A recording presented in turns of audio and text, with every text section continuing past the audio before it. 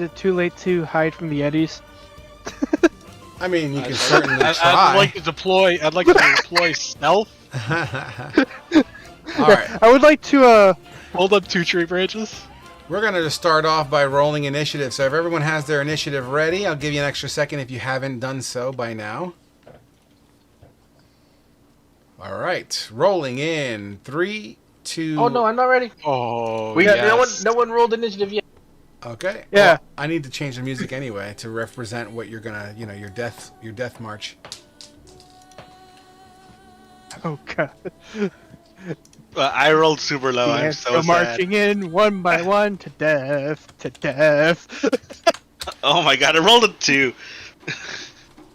Well, let's see. What do I make my backup character? So while you guys do your initiatives, just a little quick recap. So, you guys have been traveling in this frozen tundra for quite a bit. You're, the tower that you're heading towards, this black spire, almost perfect cylindrical shape. Think of Leaning Tower of Pisa, except it seems to stretch up into the cloud line.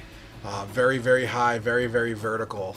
As you cross the river and see wildlife disappearing underneath the ice, these giant mammoths just getting sucked under ice, you decide to haul that ass into, off the river. You find a crack in kind of like a mountain pass that seems to be fairly easily travelable.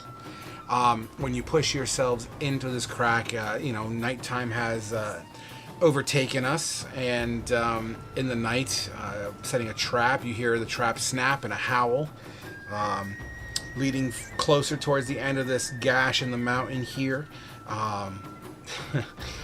This snowy, white-furred beast jumps from almost out of nowhere. Who knows where it jumped from and how high it jumped from, but it slams right in front of the party and kind of does that superhero landing, but then it kind of slowly rolls its shoulders and back vertical to basically show its true form. The beast would then howl at you, and then we roll initiative. Eldwin Speckle Eye has not set their initiative because you're not on this table. Please hold. And by the way, if you don't know who Eldwin Speckle Eye is, by far one of the funniest players on this table. Or characters, creatures. Are you having problems, Steven? I had an internet hiccup. I'm just waiting for Roll20 to reload. Okay, I'll give you a minute. And TTS, apparently. I think I rolled really low, so you could go. You rolled a 6. Oh, sexy. 1, 2, 3, 4, 5.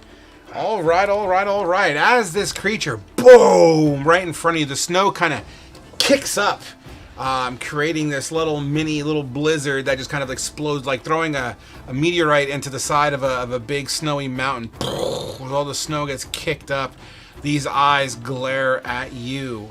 Ernest, you are first, buddy. All right, I'm going to go ahead and start off by saying, I told you guys we were running right into a trap. And a nat 20 kick this thing off. Let's go. Sure thing. What element? I'm gonna go with fire. Let's go with fire. For All right. 16 damage. For 16 damage to start. Why don't you flavor it? Explain to me what just happened.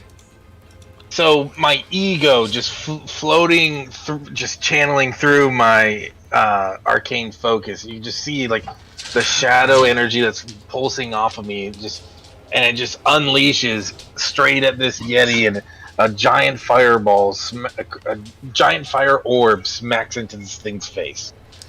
You singe, and that beautiful white fur coat turns into these curled brown and black heaps that seem to sizzle off its body. The smell of burnt hair emanates in the valley. Would that be your turn? That will be my turn. Brutal. Sasano, you're up. Alright. Apto, watch our back. I'm going to help the others. I'm going to then... Roger. move right here. I'm going to shoot it with a longbow. Get it. Ugh. With a 7, the creature's currently kind of rapidly moving side to side because of the burning in his face. And it kind of zigs when you shot in the zag formation, and the arrow just flies right past. Alright. That will be the end of my turn. It is Yeti's turn. Did not like that fire one bit and would absolutely push in to Ernest. As it's pushing in Ernest, it kind of goes, "Roar!" And it takes 2 hands, and it kind of does the Hulk clap, but with 2 but with 2 claws. Oh boy. Give me that nat 20. Oh. A 24 to hit That hit. and an 8 to hit. The 8 does not hit. The claw itself slashes through your cloak for 9 slashing damage. You feel as if these nails of his are almost as if they're made of solid ice, as you take an additional 2 cold damage with that slice. Jeez! The Yeti will then look up at Sasano. Oh. Hold on, let me just make sure I'm reading this right. One moment here. Oh. Daddy, no. Oh. Sasano, make a Constitution saving throw. Oh boy. Constitution. Oh. Oh no. Goodbye, guys. Do you have an inspiration that you want to use? Yes, I have a DM inspiration. I will use You're that. welcome to use it if you wish. I will use it. Okay. Please, Lord. Oh! Eesh. Oh, God. All right, I need to get my dice out. 1 second. Oh. I'm down for the count. Might not be as bad as you think. Or maybe it will be. Okay, so you gaze into this creature's eyes. And this cold... Oh, whoops. This sense of cold fear totally just overtakes you. You allow the elements to seep into your skin in dread. You will take 11 cold damage, and you will be paralyzed for 1 minute. At the end of each of your turns going forward, you are able to re-roll your Constitution saving throw to break the paralysis effect. Got that? Yep. All right, that takes care of that dude. Fedivin. Alrighty. Off to a good start. I'm going to... Fuck. Oh, Yeah, you're gonna is that on your character sheet? It is. I have a +5. -2 to stamina, though. Alright, so... I guess... I see... Did Sasano, like, drop? No, He's he's still up. He's got 5 health left. No, like, did he, like, drop in, like, paralysis or whatever? No, he's basically frozen in fear, essentially. He's paralyzed in fear, standing up, and like a statue. Okay. I'm going to... Remy, get at him! And he will go boop, boop, boop, boop, boop, boop, and make a charging maul attack. Yep, +1. Maul.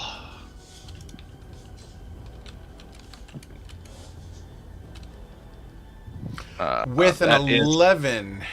No, it's a 12. It's a 12. 12, yeah. Yes, you're Remy, absolutely. You see him biting behind the leg of this creature. You see it kind of like, "Roar!" kind of responding to some sort of pain. Okay, so that is a maul and a charge. So he will take 12 points of slashing damage, and he needs to make a strength DC of 13, I think. Alright, so let me do the damage first. You said 12? 12. 12. Yep, 12 damage, and then a strength DC of 12. Boom, 12 takes it here. And then a strength DC, which is right here. Oh my god, these things are fucking crazy strong. Yeah, unfortunately the dog is not able to pull this creature down. However, the bite is white fur. You start to see kind of a soggy red hue begin to develop behind its leg. Would that be your turn? No. Do I need the dual wielding feat to do 2 attacks, or no, never mind. That's a bonus action. Never mind. Yeah, the dual wielding feat only makes your bonus hand like add your modifier or some shit like that. Yeah, I'm gonna do a rapier attack. I forgot that Remy's my bonus action, anyways. 19 Absolutely hits. for why is it? Oh, sharpshooter. My bad. 4 piercing damage. 4 piercing damage. Beautiful. And you kind of dig into it. It squelches as it slides into its skin. And that will be my turn. All right, Glade, you are up. Yep. Blade's going to move up here, and then I'm going to go with double check and make sure I got the right spell here lined up for it.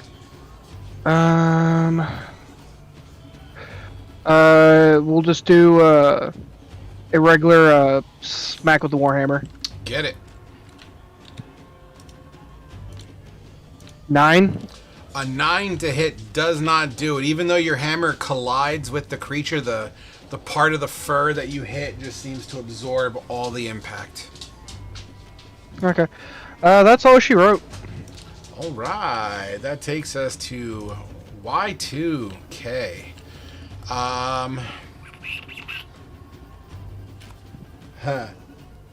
Okay.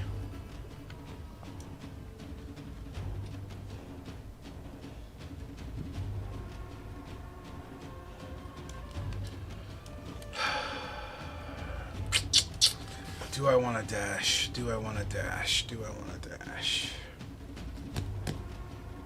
No. This creature comes up to you, Apto, as your torchlight, you see the eyes at first, and then as it enters your torchlight, you just see this massive white body structure just heading in your direction, creating this sense of dread. Its eyes glaring straight at you. Apto, I need a Constitution saving throw, please. You got it. 25. Fantastic. As you bang your sword on your shield, get it! This sense of dread just does not seem to come over you. Apto, you're up. Alright. Apto will drop his sword and shield, pull out his great sword, walk up to this Yeti if I can move. Okay. With the bonus action, I will do my Daunting Roar. DC 8 plus proficiency 10 plus con 13 or be feared. 13. Wisdom. You said it's a wisdom save? Yes, wisdom of 13. With a 7, does not do it.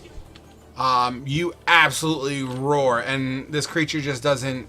It can't move willingly closer to you, right? And it has disadvantage on attacks. Attack rolls. Okay. All right. Fantastic. As you do your lion's roar, you see like the fur on this creature just kind of vibrate in your roar. And I will take, as my main action, I'll take a swing at it with my greatsword. Does a 17 hit? 17 absolutely does hit. Alright, I'll pop my action surge to swing again with my greatsword. Jeez. Does a 9 hit? A 9 does not do it. So in total, you swing once, and in a fit of amazing swordsmanship and skill, you swing again. Unfortunately, it just kind of cleaves into the snow. So total damage is just 11, correct? Yes. Oh, I have minus 2 AC. Let me do that right now because I dropped my shield. Okay. And that will be my turn. I don't think I can mark it with my thing because hold on. At the top of the round, you hear the Yeti you swing at and cleaved into roar. And it echoes through the chamber. Or the area here, I should say. Oh, I will mark it with this. Hold on. This. I don't know with the bonus action. I think it just marks it, right? Alright, you deal damage, you can make special melee attack. You have advantage on attack roll, move it hits to the attack damage.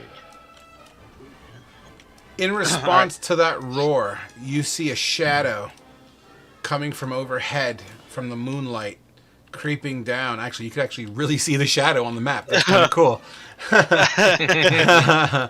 An unexpected surprise. Well, this is an unexpected possibility. And it leaps and lands onto the battle, coming down with a claw attack. Just one on this round. A 20 to hit on you, Apto. Ouch. Yeah, that hits.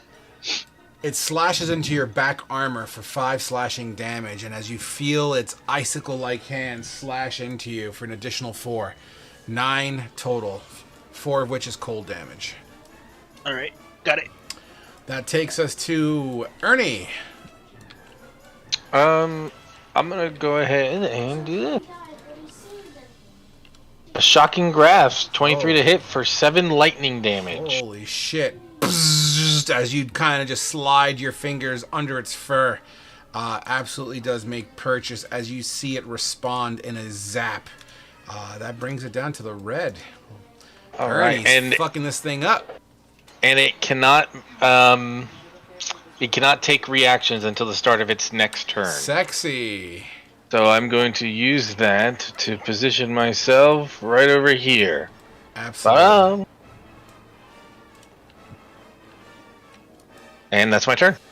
Beautiful. Sasano, you're up. So, Frog, am I frightened or am I paralyzed? You're paralyzed for up to a minute. You can make Constitution saving throws every turn until you pass it.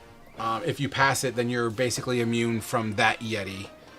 But and I have no other action except Constitution save throw. Yeah, because of the paralysis. Yes. At the end of your turn, you kind of think to yourself, Bushido, and the way of the warrior, and a true warrior would never, ever falter in a battle like this, especially when you have people to protect. And you break out of it and now are free and clear. But that is your turn. Yeti number 1, who just got shocked. Got bit by a fucking dog and stabbed by a rapier and hit by a fucking hammer that didn't do damage. Ah, lordy, lordy, lordy. It's going to roll a die and see who gets hit. So, Glade 1, Fedivin 2, Remy 3. What number is that? 1. Who was number 1? Glade. Me. Alright, Glade. It takes 1 claw for a 17 to hit. Follows up with like an uppercut claw with a 14 to hit. 17 hits, 14 no. Alright. 7 slashing damage pounds down the side of your armor. An additional 1 cold damage can be felt protruding into your flesh. It then looks over at Fedivin. Fedivin, Constitution saving throw.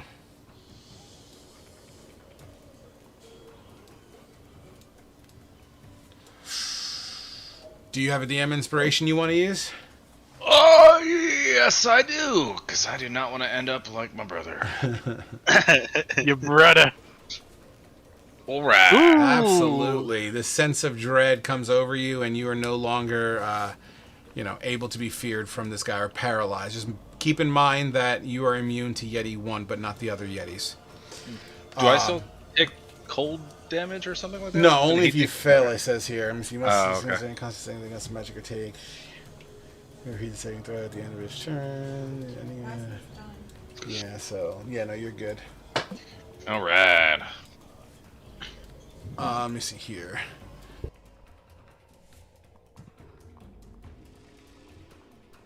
Sorry about that. I had a question that was asked of me. That takes care of Y1. Fedovan, you're up. All right. He's effectively electrocuted, right? He's effectively electrocuted. Only for that round. So yeah. So until his next. Well, he just went. Which was So last turn, yeah. yeah. So technically he's free and clear. There's no status effect that's affecting him right now.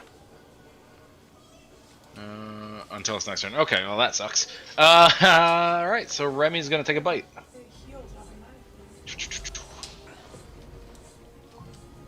For a natural 1.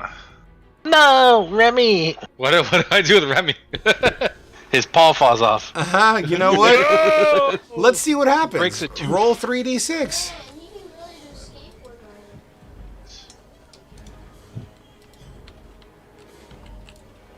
A 6.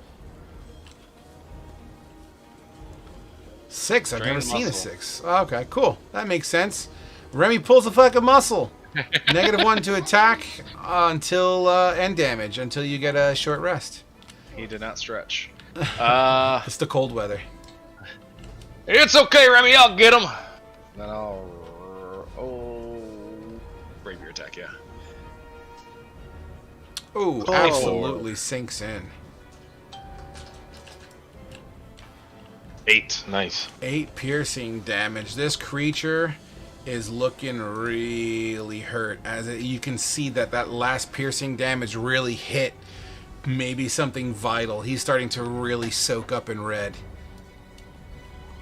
And that'll be my turn. Glade. Yep. He's just going to take a swing with this Warhammer here again. Get it.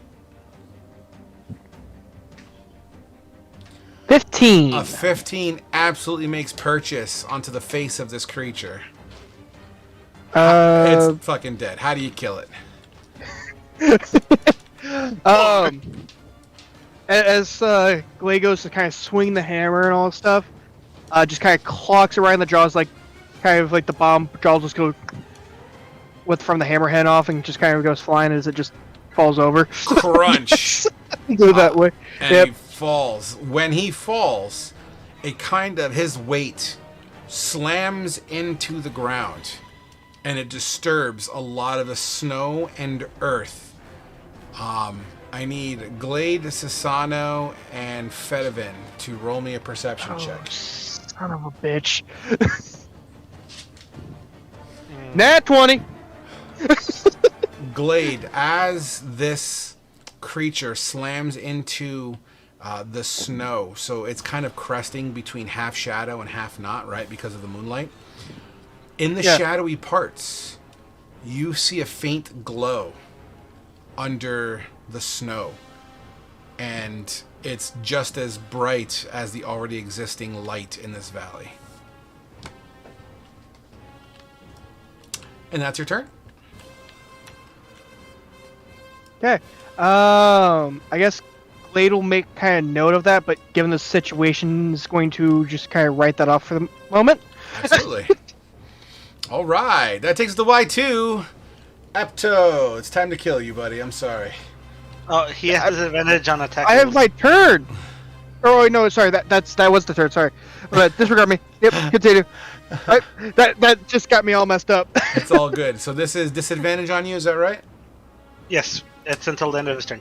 To the end of my turn. So bang, bang. Oh, a 24 and a 22. And while we're at it, why don't you just give me a Constitution saving throw, Apto? Actually, did you pass the last one? You did. Yeah, I got it. So you're immune Yeah. to Y2. Okay, good. Never mind then. Disregard that Okay. last one. However, I'm using you as a measuring tool. 1 second. Fuck. Too far away. All right, let's just do the damage then. Bang All right. and bang. So the first claw scrapes. Oh, I'm sorry. Disadvantage. So the 24 still hits. Does a 17 hit you? It does. Okay, so they both hit anyway. All right, sorry about that. So the first claw slashes into your armor for 5 slashing. 4 points of cold can be felt emanating through that slash. So 9 there. Right. And then the next claw slashes across your chest. 5 slashing for an additional 6 cold. All right. It growls at you. Your turn, Apto. All right. I will use my second wind. It heals me for a D10 plus my fighter level. Okay. It's a bonus action. Yep, go ahead. 10 plus 3. I heal 11 damage. Let's see. You heal 11 damage, huh? Yeah. You mean 11 health. I heal 11 health. Fair enough. And I'll take a swing at Y2 with my great sword. All right, get it, boy, get it. 19 for 10. A 19 absolutely nails this creature for 10 points. Holy Toledo. Where are And- you? There you are. That will be my turn. I guess I'll mark it again. You With, slash through with your blade. This creature appears to really have felt that one. At the top of the round, Y3.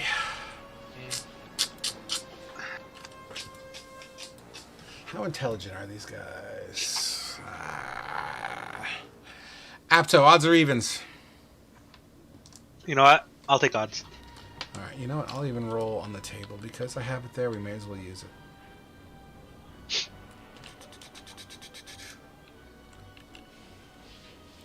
You said evens? I said odds. You said odds. All right, Apto, this is coming to you, buddy. 2 claws from behind you. A 17 and a 10. 17 will hit. 7 slashing damage smacks into your back, and you feel 3 points of cold begin to sink in. You lucky All you right. second winded. The Yeti will then spin to look directly at Ernie. Ernie, give me a Constitution saving throw. A 22. Nice. As you shake off the feeling of cold dread. It is now Ernie's turn. You wanna stare at me, huh? You wanna stare at me?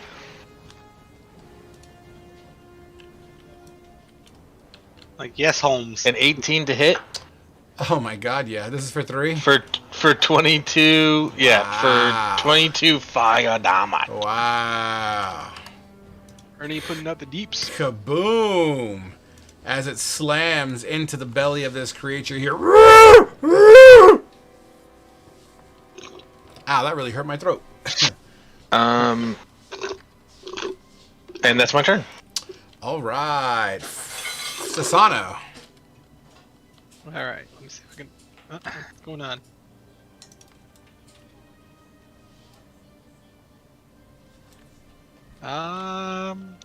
All right. Gonna do something stupid, but it's gotta be done. I will move here because I think I can do that with 30 speed Yep. and still take an action. Correct? Yep. 100%. I will use Fighting Spirit. Advantage.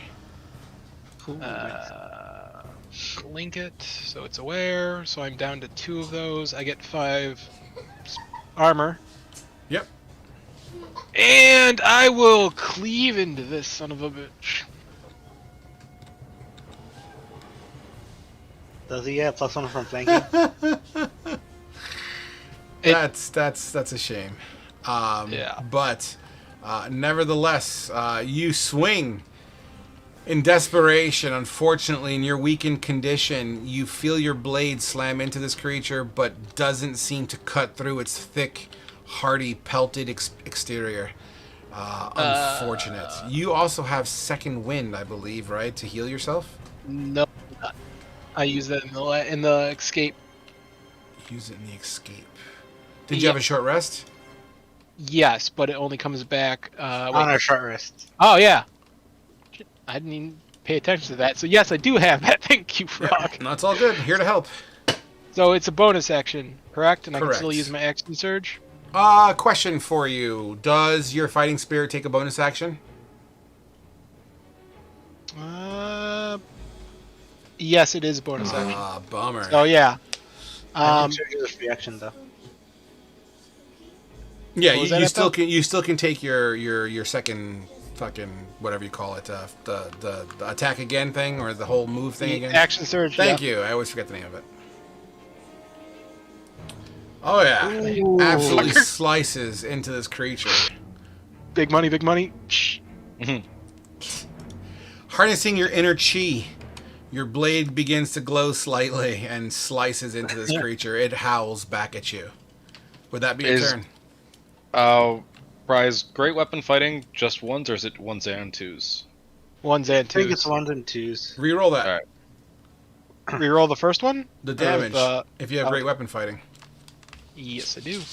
Just the. There you go. Ooh. Damn, I hit. Gotta watch out for that, Bry.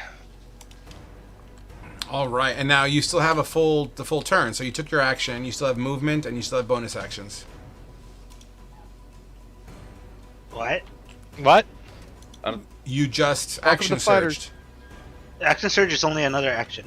Yeah. How much you want to make a bet? It's a full turn. Wow. Nah, It's not. Bet something big. Bet inspiration. Link Inspiration. link action surge. Um.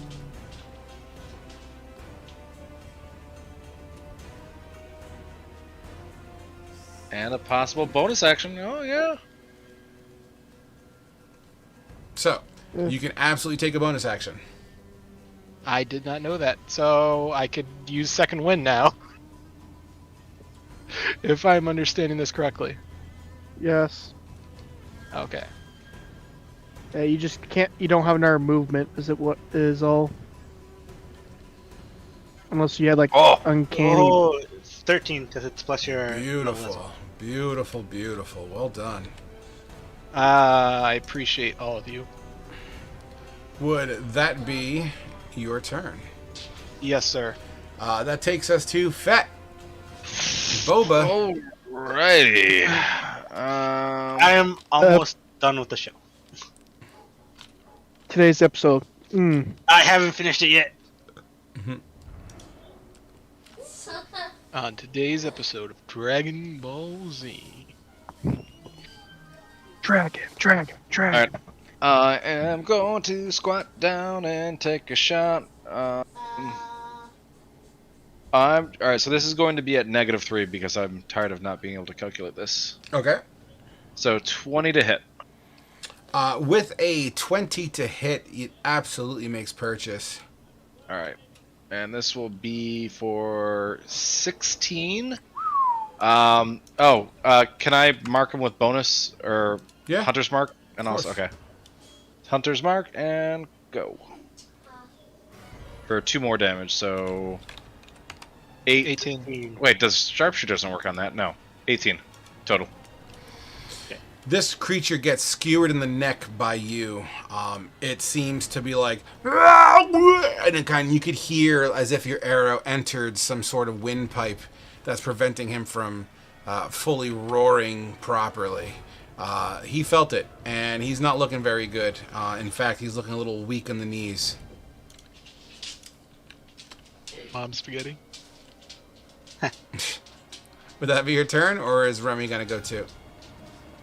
I'm having serious interruptions. That'll be my turn. Team P2P session failed with veteran. All right. I'm sorry, Apto. What'd you say? No, it's just that I think veteran disconnected again. Yeah. All right, Glade, you're up. Yeah, that's my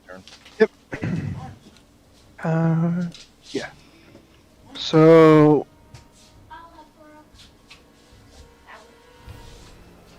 One second, I'm waiting for it to catch up on my end. I just had a lag spike. Yeah, like I said, I do apologize. Next week, it should not be an issue.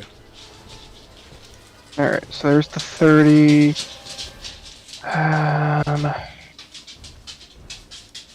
Bloody hell, that's not. Okay. We're going to. If you're thinking about it, just do it. Yeah, unfortunately, I'm gonna be like one shy, so that's all I'm gonna do here because I don't want to hit Sano with it. Just So do yeah, it, man.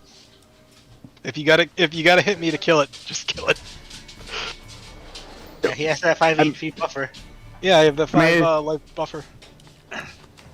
It'd be okay. We're going to cast Burning Hands, which is a 15-foot cone off me. Casting it this way.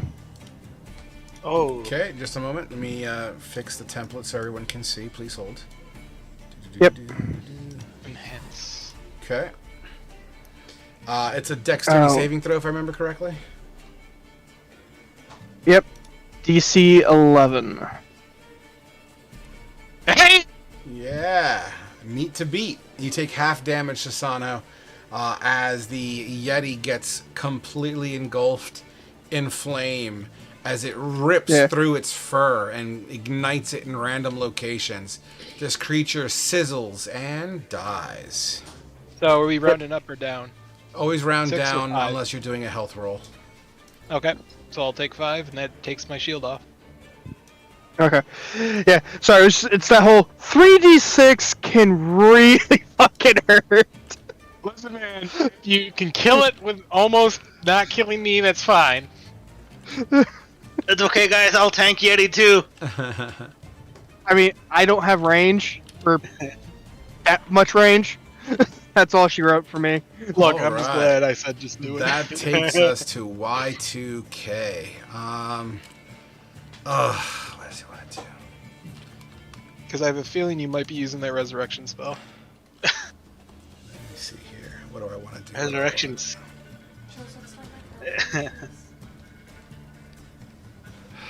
I have a resurrection spell. You know what? He's Didn't just gonna you he's have gonna one do where you- he's gonna do what feels natural. 2 claws onto you, Apto. A 17 Yeah, and a 23. yep. Pretty That sure you will used bring one me in down. the fight. Yeah, Nope, the first I haven't. one absolutely takes you down for a total of 15 damage, 5 of which are cold. And I already called the second attack, so he's just gonna send it, giving you 1 point of a death save automatically. All right, 1 death save. Okay. He'll roar with both arms out, like raw, like leaning into you guys, and he's gonna look right over at Glade. Glade, Constitution saving throw. One sec here. Core. Con 13. You pass, as no effect is happening here, as you are steadfast in your willpower. Absolutely. That takes us to Apto Me. himself. Death save, All right. please. Don't forget to whisper. Private, right? All right, you got it. Don't roll a 1. Would that be your turn, Apto? Yes. Okay. Ernie, you're up. Wait, was that whispered right? A 20 to hit Oh for my 8 god. fire. For only 8 fire this time. Absolutely. Boom! As this fireball slams into him.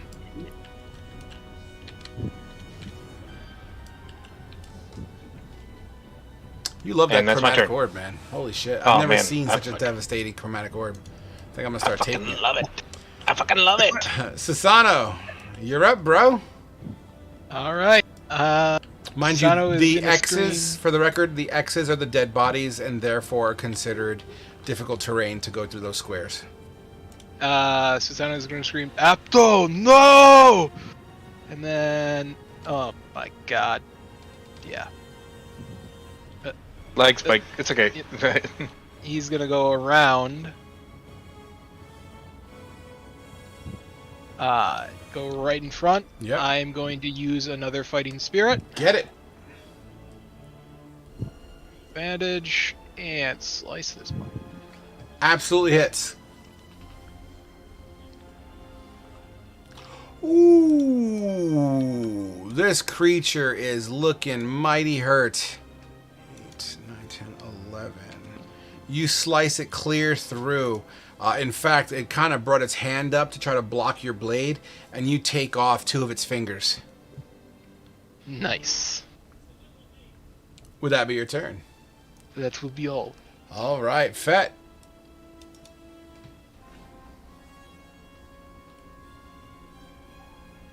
Steven, you up? I was on mute. -3 modifier for the thing. Another 20 Oh, nice. for 18 points of damage. How do you wish to slay this creature? As it's rearing its hand back from Susano, the arrow is going to come right through his hand and just pin it right to his head. Nice. It does so and falls back like a fucking tree falling in the woods. Crash! And snow gets kicked up. That would be the end of combat. Let me change the soundtrack right quick. Where is my freaking Discord at? There you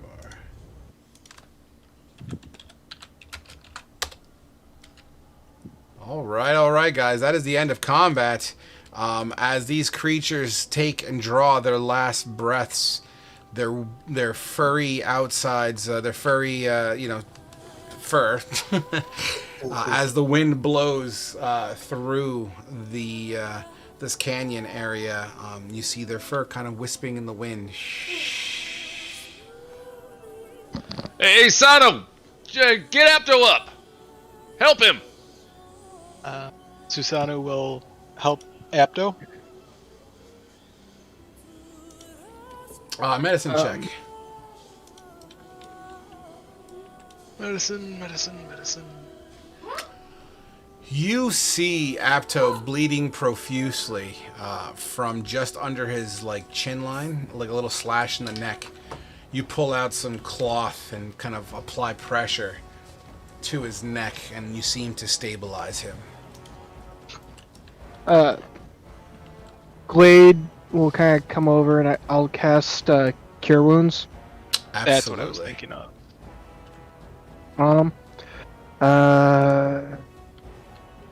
First level, 5 whole heals. All right, Apto. As you know, what does your cure wounds look like again? I seem to forget. First time it was like sparks off a shield. I don't have the shield on me anymore because I dropped it and never grabbed it back at one point. Mm-hmm. I guess Glade will just kind of breathe a little bit of his fire on his hand and then just put his hand into him, so it's like hands has a little bit of fire, just that kind of like magical fire warmth where it goes from his hand into his body. The bleeding stops on your body, Apto. Although you still feature wounds, they're just not a bleeding profusely wound, as it semi begins to close. I think as Apto wakes up and sees Glade and Susano standing over him, he'd be like, "Did I hold him off long enough? Did we win?" You did one hell of a job. Poggers.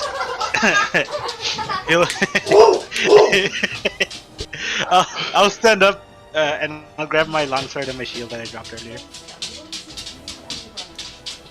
Awesome.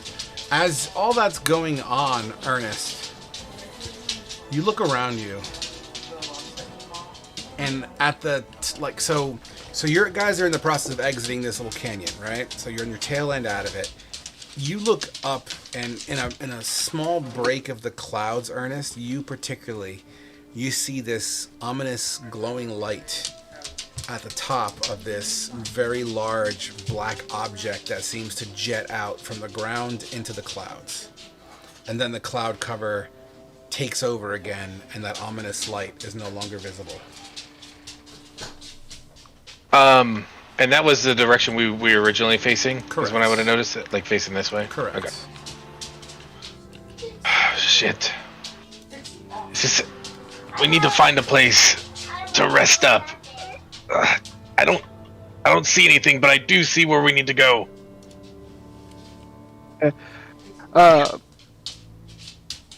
I guess Glade will kind of walk over at least towards the first Yeti. Okay, yeah. And you also, don't gotta move your tokens, it's all good. Okay, yeah, but yeah, no, he's going to go. During the fight, I saw something this way. It's a bright light. I think Fedovan might have seen it. I saw something, but I think I was a little bit too enraptured in the battle there. Well, what'd you see there, Glade? As you look over your shoulder, Glade, try to remember exactly where it was. And remember, it was kind of like, and this is actually, I'll even use the map. Haha. So, like, in this kind of area where I'm scriggling right now, you know, Okay. as you guys can see the shadow line, right? So you see this shadow line on the map. And this color that I just circled seems to be glowing as if it was in direct moonlight. I guess Glade will walk over to it. You walk over to it and you see, once again, the humming of this light from within the snow, as if it was underneath the snow. He'll and screw it. He'll just kind of start like shuffling the snow, like thinking there's just it buried over something. Absolutely. You kind of drop down a little bit to your knees. You squat a little bit as your knee gets kind of wet under the warmth of your knee hitting the snow, as it kind of leaves a little bit of a wet spot on your knee. You start to kind of push it side to side.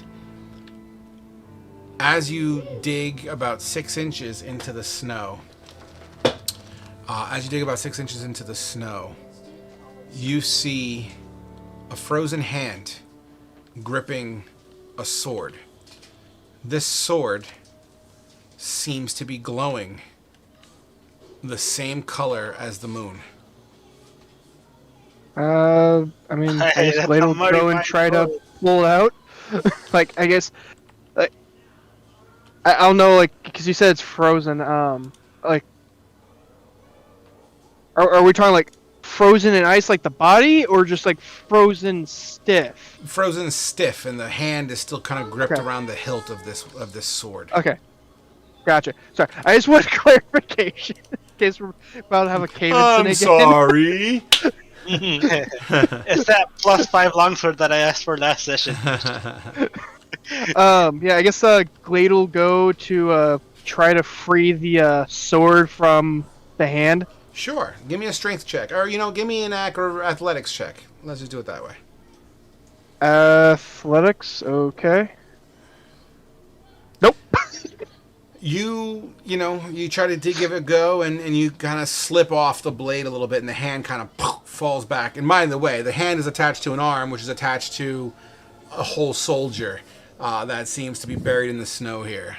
Also frozen stiff. Seems like he's been here a hot minute. Unfortunately, the fingers are frozen in a way that you just couldn't get a good grip on it, and you couldn't whittle the fingers out of the way. Can I break the fingers? You're welcome to do whatever you want. Good sir. You know what? I'll just try to pull it out. I'll just try to pull it out. Okay. Okay. No, you beat me to it. I beat you to it. Frog, does this soldier have like a Holy Empire banner or tabard on it? You know what? That is a great question. Give me 1 second here. Do I roll the same thing, athletics? No, this soldier does not seem to be embroidered in Holy Empire garb. He doesn't seem to have any real symbol on him except the face of a silver wolf. Hey, someone come over here. Give me a hand with the sword. Can't get this freaking hand off. Susano's got it. With a 14, Sasano, how do you free the sword from this frozen hand? I would just like grab the hilt of the sword and just rip with all my might, even if it pulls off a few fingers. A couple of the fingers shatter as you pull this thing away, and in your hand, as you hold on to it, it's like the warmth of your palm begins to thaw the blade, and the hue and glow of the blade. It kind of glows very similar to that of Sting from Lord of the Rings, if you have seen it. Yes. And it glows a nice hue of blue. In your hand, it's light to the touch. It's not all that heavy. The tang, and you're a bladesmith, man. So it's like, you know your way around a good blade. You swing it around, you kind of hold on to it. This is a good blade. Is it like Susano, Eastern after nation? inspecting it, Susano will go, "Hey Glade, what do you make of?" I'm doing someone else's voice. Glade, what do you make of this blade? And I'll pass it to him.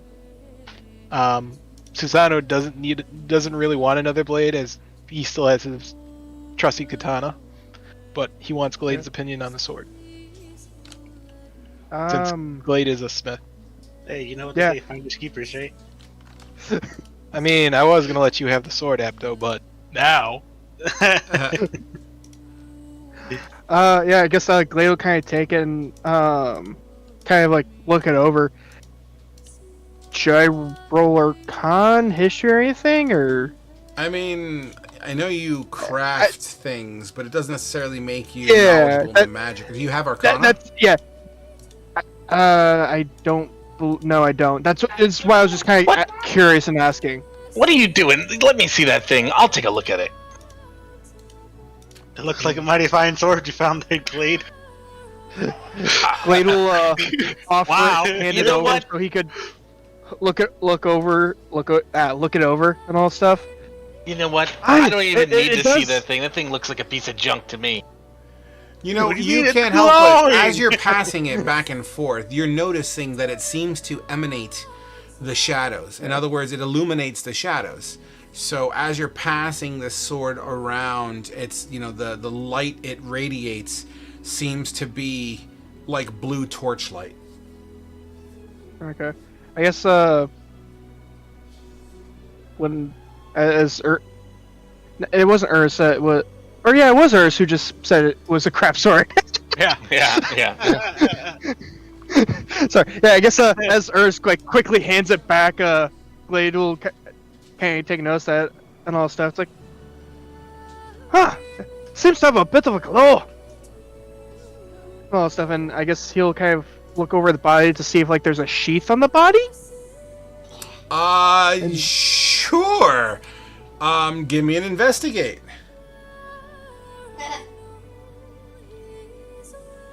Yeah. 18. There is absolutely a sheath. The leather sheath is very much in a frozen state, but with a little bit of a taparoo and a crack here and a crack there, you're able to free it from the belt of whomever was wearing this. As you pull it up out of the snow would kind of start to kind of crackle back into the ground as you peel it up, and the hilt. It has what looks like the crest or the phases of the moon that seem to be from the hilt in the sheath, you know, where the hilt would touch, all the way to the bottom, like the phases of the moon. You know, so like Gotcha. the half moon, full moon, new moon kind of thing. And it seems to be in order. Oh, that's awesome. Yeah, I guess Glade will kind of like put on the sheath, and I guess look, at least for the time being, look to strap it to his belt if possible for now. Yeah, I mean, it shouldn't be a problem. And yeah, we should probably get going before more of these things show up. As he's like kind of like trying to carefully push it back into the frozen sheath. It kind of goes as you push it in. I mean, there is probably like snow and frozen water inside the sheath, so it kind of grinds on its way in. But the blade is so finely crafted, and you know, it just kind of slides through it.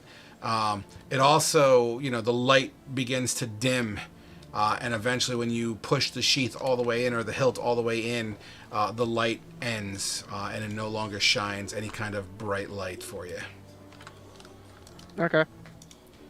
Okay. Yep. As you do that, you look up at the rest of your party. Fedivin, what are you doing? Guess I'd just be getting a lay of the land. Yep, very much a canyon. There's not much to see, but you would look up and you would absolutely, in the the occasional moonlight that kind of crests through the cloud line, you would see this black, massive, spire-like object that just jets out into the horizon, into the cloud line. And knowing that that's our destination, I'd probably be looking for a way towards it, like a path or something. Yeah, I mean, it looks like the path you're on, you would kind of put two and two together. It seems like it's the only real way to get to it from where you are. Okay, so I would You know, if the team or if the party's caught their breath, I would kind of push us on. Oh, could we have gotten a short rest in that time? So when was your long rest? Out of curiosity. It was Back at the The wolves. wolves. yeah, back to yeah. the wolves. Yeah, Oh, in the frozen cave with the dude, right? Yep. yeah. And then you traveled. long- You went through that. You took a short rest with the giants. Yeah, you could take. You have one more short rest in you guys. All right, I'll use both my dice here. All right, bandage up, everybody. Got a little ways to go. And it's been almost about 24 hours since you left the cave. Oh, it's been that long? Okay, I wasn't there that episode, so I wasn't sure. Well, since I'm taking a look around, do I see any, like, alcove or any, like, place away from this kind of, like, death trap? See an alcove or a place away. Yeah, I mean, yeah, it's a canyon. So there's two ways to go: the way you came and the way you're going. Fedevin, what do you think? Maybe we push on and we find some place to rest? Yeah, can you hear us? I can hear you. Hello? Can you hear me? Test. Hello, hello. Test, can hear. test. Fedevin! I can hold hear on. him. Hold on, there we go. Alright, sorry about that. Fedevin, do you think that maybe we should push on until we maybe find some place to rest before we take on God knows what at that tower? Yeah, I mean, I was trying to gauge, like, the distance between us and the tower, and if it was kind of close, I'd usher the party to take a long rest. I'm so down for a long rest here. I could How use far something. away is it, Frog? Did you say? I don't think I caught that when you were telling Fedevin. Is it? It's still a ways, right?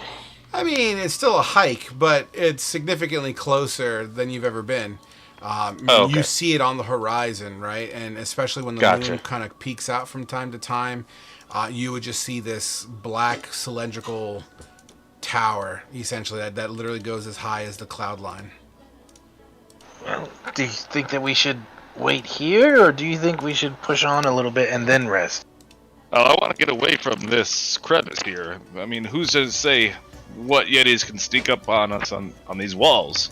But I definitely want to make sure we catch our breath before we enter that tower, because if it is a Leuma tree, or whatever this may be, if it's anything like the last one, we may be in for a fight.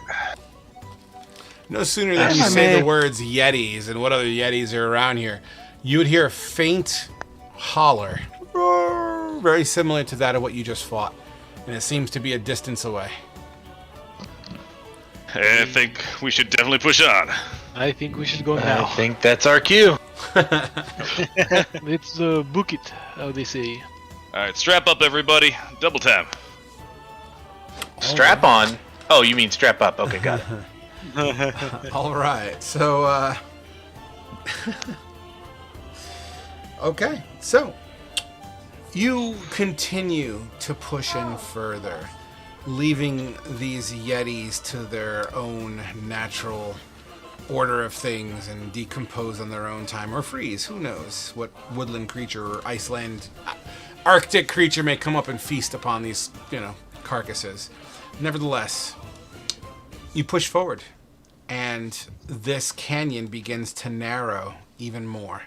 After about 30 minutes of hiking, you almost can see the end of this, but the canyon, being about 50 to 100 feet tall on either side, begins to narrow drastically to the point that you literally have to kind of turn sideways to kind of eke your way through it.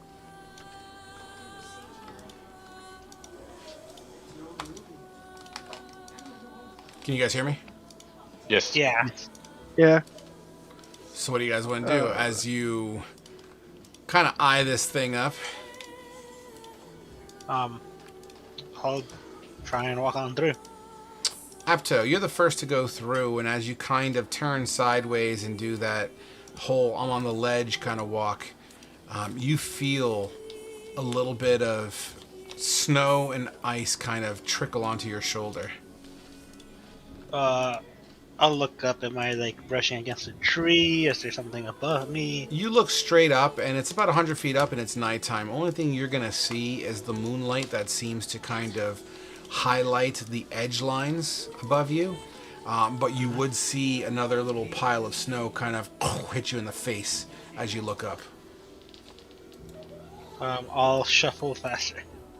You continue to shuffle faster, and as you push on through, it feels like a good 50 feet of this type of travel. You get out to the other side, and you just see an oasis of ice and snow, and the next mountain pass. I assume the party follows through very similarly? Mm-hmm. I'll be the last one to go through. Sure thing. Yeah. Where the fuck? I'm trying to find the tape. There you guys are. Where are these? This goes over here. This goes over here. Sorry, I'm trying to clean up the table here. Okay. Boom, boom, boom, and boom. Okay, cool. There you guys are. So, that's not your token. As you guys push out onto the other side, and you know what I'll do as well is components, boxes, square. Boom, turn that black. Boom. So, right about here, and the only reason I'm giving you this intel is because, once again, it's not like you don't see this, right? So, True. And it's trickling in moonlight. But you literally see, and pardon, it's not a cylindrical, but whatever, you'll work with it.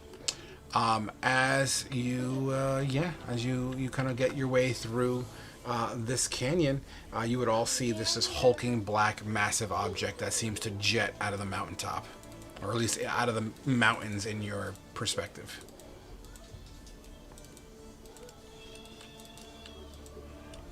I'd like to take a look around and see if maybe this is, like, if the wind's not blasting us, if like we're shielded from the wind, if we huddle up next to this canyon, maybe it would be a good place to rest. Sure. You absolutely look around. Give me, you know what? Why don't you give me a survival check since you're checking for those kind of things. A 16. I'm gonna make it a 14 because you're in an Arctic region. But even Sure. with the 14, you know, there seems to be a divot in the wall that kind of recesses a little bit. It is a little bit windy here. It's not like this ice cold 20 mile an hour, 50 mile an hour breeze or anything, but it's uncomfortable. But with a little bit of TLC, and if you get lucky finding some firewood, it might make do than camping out straight out in the open. So it's better than nothing. Hey guys, you know, what do you think? I found the best shelter I've ever found before in my life, you know? I'm pretty proud of this. What do you guys think? Should we stay here? You know, good job, Ernest. Good job. That actually doesn't Yeah. look half bad. Yeah. Surprised. Not bad. Glade just kind of nods his head in agreement as everyone's just congratulating. Wow, you guys really know how to make a man feel special. All right. It's not that big. I mean, we can just... Good job. Not keeps starts shaking his head nonstop.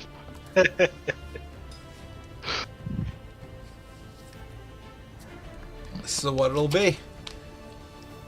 I think we can just hunker down, right? Okay. Yeah. I assume you're aiming to do a long rest. First things first, who's collecting the firewood? If you are, give me a survival check. Fenneman will do that. I'll join him. I'm still tired from earlier, so that's why my survival check is so low. Why is Remy rolling a 32? I just have it. I have it set as it shows up as Remy. As Remy digs into the snow and ice, you'll see Remy pulling out these frozen logs and wooden piles that seem to have fallen off the tops of whatever mountain range that you might be located on.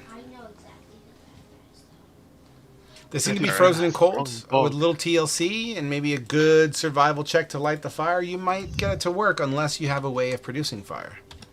Hey, Glade, a little help here? I have a tinderbox. I can do that. Says I'll cast create bonfire until it catches and stays lit on its own. Or we can do that. Oh, perfect. I forgot about that. That'll do it. I'm gonna say, you know what? Why don't you roll me a D100, Glade. D100. Yes, a D100. Or You know, it'll take you about 70 minutes to thaw out these logs, and to get a decent enough fire where it would be self-sufficient. So, all right, you giggle, right? But having grown up at real life, right? Growing up in New it's York, I get it. frozen logs ain't nothing to fuck around with. That's the real Yeah, deal. no, it's. I've lived in a house that had a wood Stove. Wood fire. crap pit, not pit. Woodpecker. Fire pit inside the house. Fire pit inside the house. Can't freaking fireplace. Hey, my brain didn't want to fucking work right there. You feeling Fire right? We had to pit use it. house. Yeah. Look, my brain didn't work. No, we had a fireplace that we actually had to use to heat a good portion of the house. So, yeah. Yeah, good times. So it takes you a little time.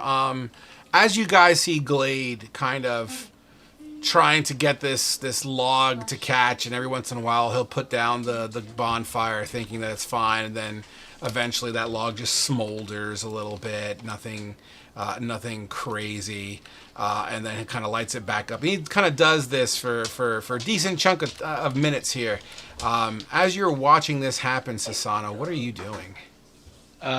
Going around to all my companions and gathering any sword or blade that they want sharpened, and I'm just gonna start beginning to work on sharpening them if they do tell me that they want it sharpened.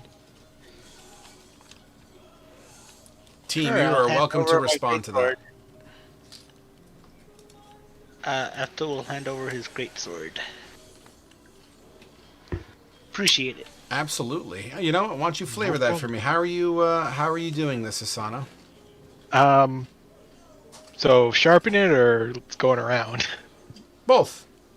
Going around just asking, do you have any blades or knives that you would like sharpened? I need something to do while we're taking this rest. Well, this greatsword here helped me with the Yeti. Did a good number on him, but imagine if it was sharper. Okay, I can help with that. Susanoo will then sit down and basically take some of the snow in his hand, wet it onto the whetstone, and then slowly start dragging the greatsword blade across it and doing it at a fine pace and at the right angle so it sharpens the blade. Nice. All of you guys would be able to hear the slight grinding as these blades get sharpened. Ernest, you're watching Glade and Sasano doing their thing. What's Ernest all about at the moment? You know, have either of you ever sharpened a quarterstaff before? What would happen if we, tried to sharpen the tip end of this? I can turn it into a makeshift spear. I don't think that will work. As Glade's kind of doing the fire, he kind of turns back. That's how you make a javelin or a spear. Oh, interesting. Now that I think about it, I might want to read a chapter of my famous book to you all, of my adventures. Absolutely. As you open up this book, you talking about the book you found, or? Yeah, it's my book. Sure. No, that's as I fine. continuously am just lying out of my ass that it's my book of my adventures. I know I wrote where I left off here. Forgot about that. Just one. That's all for now. There might be an encore. All right, so that's where I left off in the story. Okay. We could do this. 1 second here. Let me just look at a map. 1 second. Like, Ernest, you can't just leave us on a cliffhanger like that. As he's kind of flipping through pages. So, just making sure I know where I am. Let me just kill this so I can get rid of that. All right, sorry about that. All right, so continued, day 5. I can't help not think about the stories you hear about these dwarves and their intricacies and their ability to wrap gold around stone to make these perfect golden figures. I don't dare interrupt them, not knowing if they'd be hostile against me after all. Strangers are not usually welcome to these foreign places, but alas, I must press on. I must find this treasure. Day 6. I found this town in the mountains. According to a very young lady, apparently it goes by the name of Beaton. They seem to revel in the idea that they have this export, this ironwood. Apparently it only grows in certain regions of the southern Whitestone Mountains here. They seem to have a way to harvest it. Talking to a couple of the bar patrons, they said and mentioned how only a special type of axe that they make is hefty enough to cut through the bark of these ironwood trees. Apparently the elves go nuts for this, and they seem to carve their bows and arrows out of this material, so a large export indeed. However, I look around, I can't help but notice how poor this town really looks. This wacky gnome, who seems to own a place called the Trickster and Chain, the place where I live, or where I'm currently eating now, which, by the way, food not that bad. Quite a charismatic individual, always wants to sell me more. I don't got that kind of coin to spend, and I gotta save, because from what I understand, in about a 2 days walk from here, chances are I'll be in a position where it'll be awfully cold. Nevertheless, I'll talk to you and write you down. I'll write down more in the morning, as I seem to be caught the interest of a young female here. Ciao. Day 7. You can stop me whenever. Yeah. I'll save chapter 7, or sorry, day 7 for another time. I'm getting a bit sleepy. Well, thanks, Dick. So, Ernest, were you ever able to find this treasure you were looking for? I did. It turns out it wasn't quite the treasure that piqued my interest. Oh, well, that's very sad to hear, Ernest. I'm sorry about that. Yeah, so I reset, I set some traps around it just in case, give somebody else a challenge if they ever tried to go after it. You know what? Nothing in this life is free. Good job. That's what my master always taught me.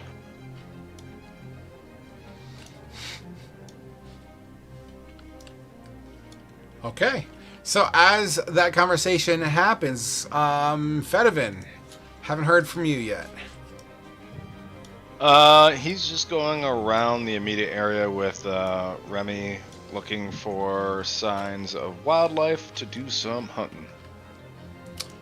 Sure. Why don't you give me a survival check on that?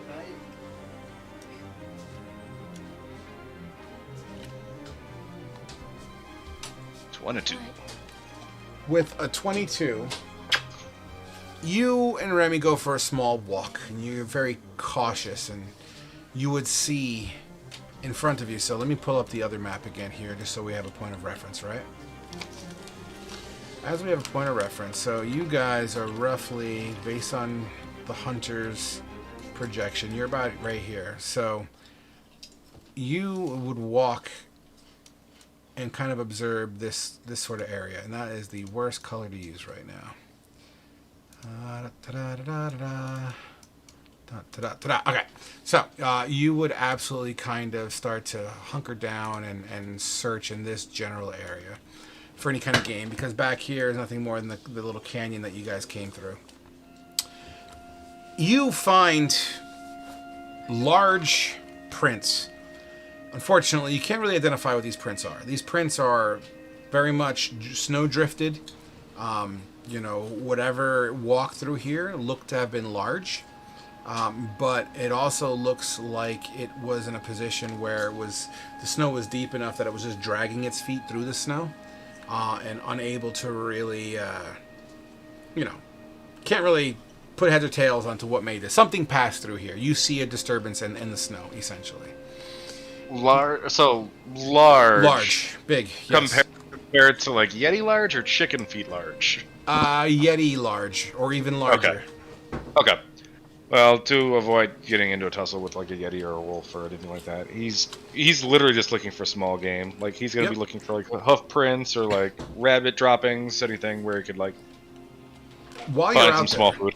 While you're out there, however, as you're still searching for small game, following these prints or these tracks or whatever may have pushed through here, keeping a firm eye out in the moonlight, you do come across. Now, mind you, like you're on flat snow.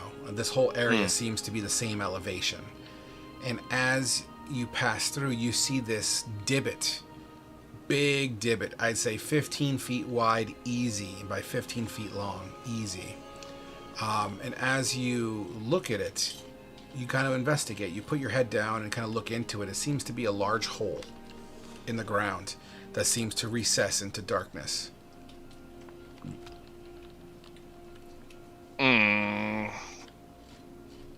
Is this along our way to the tower?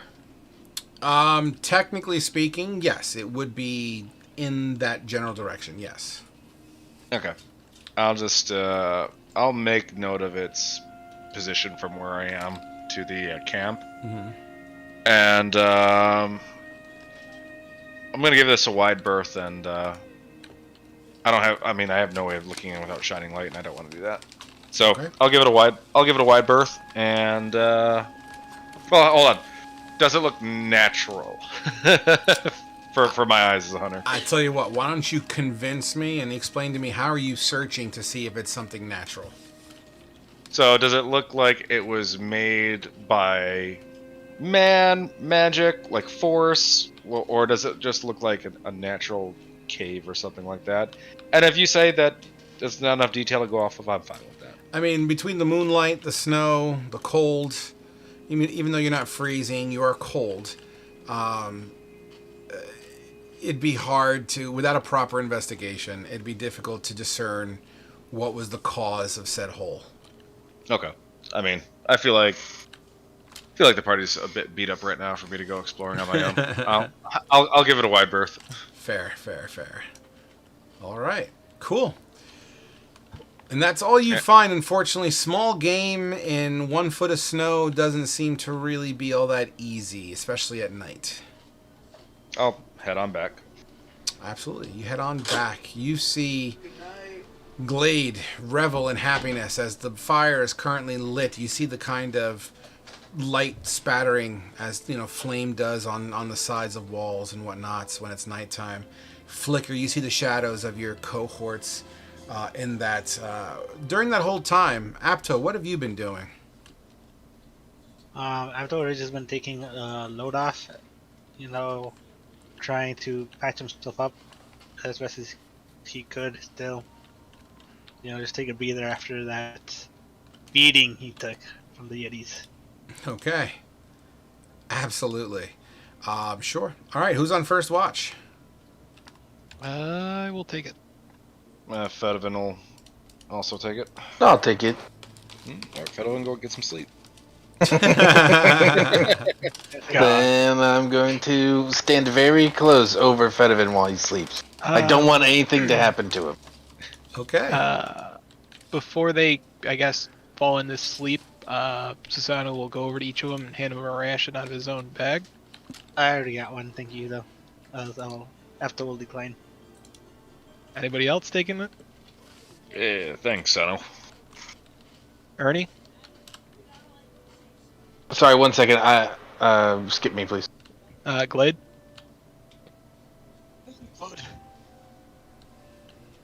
What? Oh, Glade, you Glade- there? I'm good. Can you not hear me? Yeah, I can hear you now. Hello? I couldn't hear you for up until that. I was saying I'm good. Nice. All right. Just waiting on Ernie. I'm just gonna give one to Ernie anyway. Yeah, just give it to him. That's fine. I'm gonna say 3 rations, one for myself, one for Fedevin, and one for Ernie. Got you. What about Remy? No. If Remy wants some, Remy can get some of Steve's, or Fedevin can ask me, and I'll hand out another. Hey, Awesome. Sano. I'll just nod to Remy. Pulls out another one, throws it at Fedevin. What about the dog? A good dog. There you go, Remy. Awesome. All right. As Fedevin and Apto sleep, right? Fedevin, Apto, Yeah. and Glade. Yeah, Glade's going to go to sleep. He'll take second watch. So it's just Ernie and who are awake? Me. Sasano. Sasano. Sorry. Thank you. All right. Ernie and Sasano. Beautiful. Cool. As everyone gets to bed, Sasano. I'll let Remy. Sorry, I didn't mean to cut you off. It's I'll let alright. Remy snap with them too. Okay. Ernie and Sasano, give me perception checks, please. As you keep guard and look up. Sasano, you yourself look up to see this hulking mass that jets out of the terrain. I mean, this is no joke, right? It's big. It's not that it's big and wide. It's definitely tall, I guess would be the best way I can describe it at this moment. But as you look up and true to form, as the wind blows more clouds around, occasionally you will see this ominous light that kind of you can see blinking and humming at the top of this potential spire thingy that you're heading towards. However, when you do it, you see it, and it starts off as a white color, but then begins to turn a hue of red. And as you see the hue of red, you start to see snow in the distance kind of cloud up and kind of cover that light so you can no longer see it. Ernie would have seen the exact same thing as well. Ernie, you've been in these things before. Is this natural? Could you explain to me what happened last time? I know you guys said there was a fight, but how bad are we talking here? The last time we were at a Luma tree? Yes. The last time we were at a Luma tree, I wasn't there for it. So, I would pretty much try to describe what I saw, or what they informed me, which would be, you know, they said that there was a fight, they said that there was someone down there trying to draw energy from it. But no, I don't think they described it looked anything like this. This is not good. It's going from white to red. Usually red is not a good color I like to see. No, it definitely makes me feel uneasy. I guess would my passenger be doing anything weird, Frog? Your passenger, you feel your passenger around your neck. It doesn't seem to. It's almost like it's asleep. You remember back to the last conversation that you had with it, indicating how it needs to be kind of charged up, and the Luma tree seems to do the trick with that.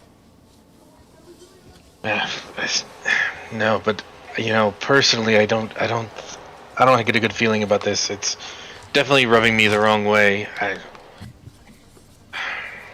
I just know that we need to help as soon as we can. I know what you mean. It feels almost like the last mission I was on before I was betrayed. I had a gut feeling this would not turn out well. And that gut feeling is coming back. Like, this is going to be something serious in there. Do you feel like someone's gonna betray you in our group? I don't feel betrayal. I feel like it's going to be one hell of a fight, and it might be a bad outcome. I've lost so many brothers in arms and sisters in arms in the last fight where we were betrayed. I don't want that to happen again. Would you like a hug? No. No hugs, please. Oh, okay. Are you okay? Just asking. That's really sad. You know, I haven't really lost anyone close to me. This is the first time that I've been surrounded by so much death. Honestly, you know, most of my youth was spent in the vineyards and in school, learning. But this is crazy. I mean, I'm glad I learned what I did because I definitely feel prepared for it. But you know, Growing up in the war, it always prepares you for death, but it always hits hard when it's someone you know. I never had a family, so I always considered those in arms my family, and losing all of them but one took a huge toll on me. you know, we really once we get through all this, we really gotta work on the racial inequality of that's spread throughout this land. My people coming from lots of money and your people having to fight in wars. It's just the inequality is really outstanding, and it's infuriating to say the least. It's what happens once your village gets raided. The kids are taken as war slaves. Not much you can do. Well, I suppose that's the difference, though. My family coming from money, they probably just paid people off to leave them alone. That is true. That is true.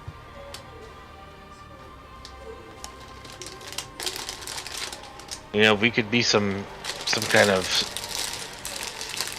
justice warriors of the sort. I mean, I would not be opposed to helping out those that are in need and fighting the injustice. But I think this mission, as you guys say, takes priority over that, as this is to save the world. Of course.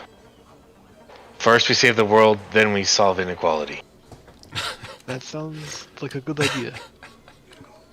Message. Awesome. Awesome. As you guys converse on your watch, 4 hours pass.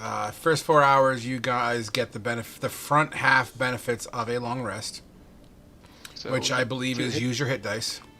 Yep, we get 2 hit dice, right? Well, you don't get your hit dice back until the end of the 8 hours, I believe. Someone keep me honest here.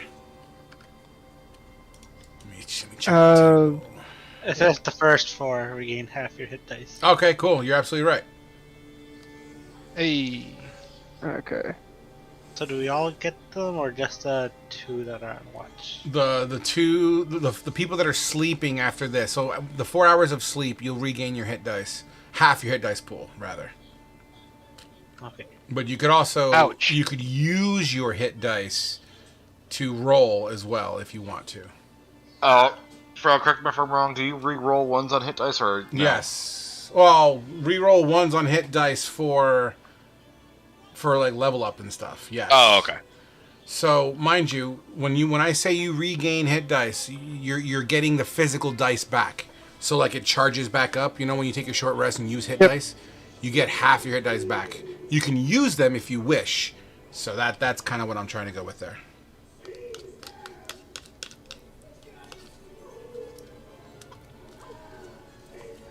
All right, guys.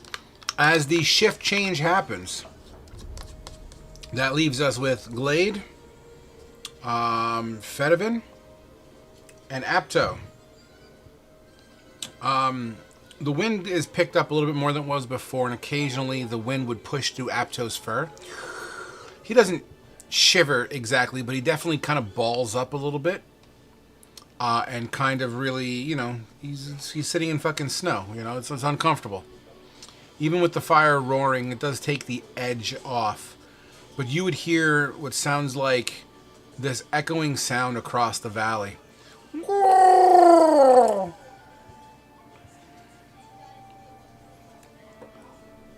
I think I might not have heard it. Was that like a howl? Yeah, you got cut off there. I think your mic just. It sounds didn't like pick the it up. trumpeting of an elephant. Oh, that's probably Oh, not. another one of those creatures. Yeah, I Yeah. don't think I've ever heard that before in my travels. I wonder what Neither they have taste I. like.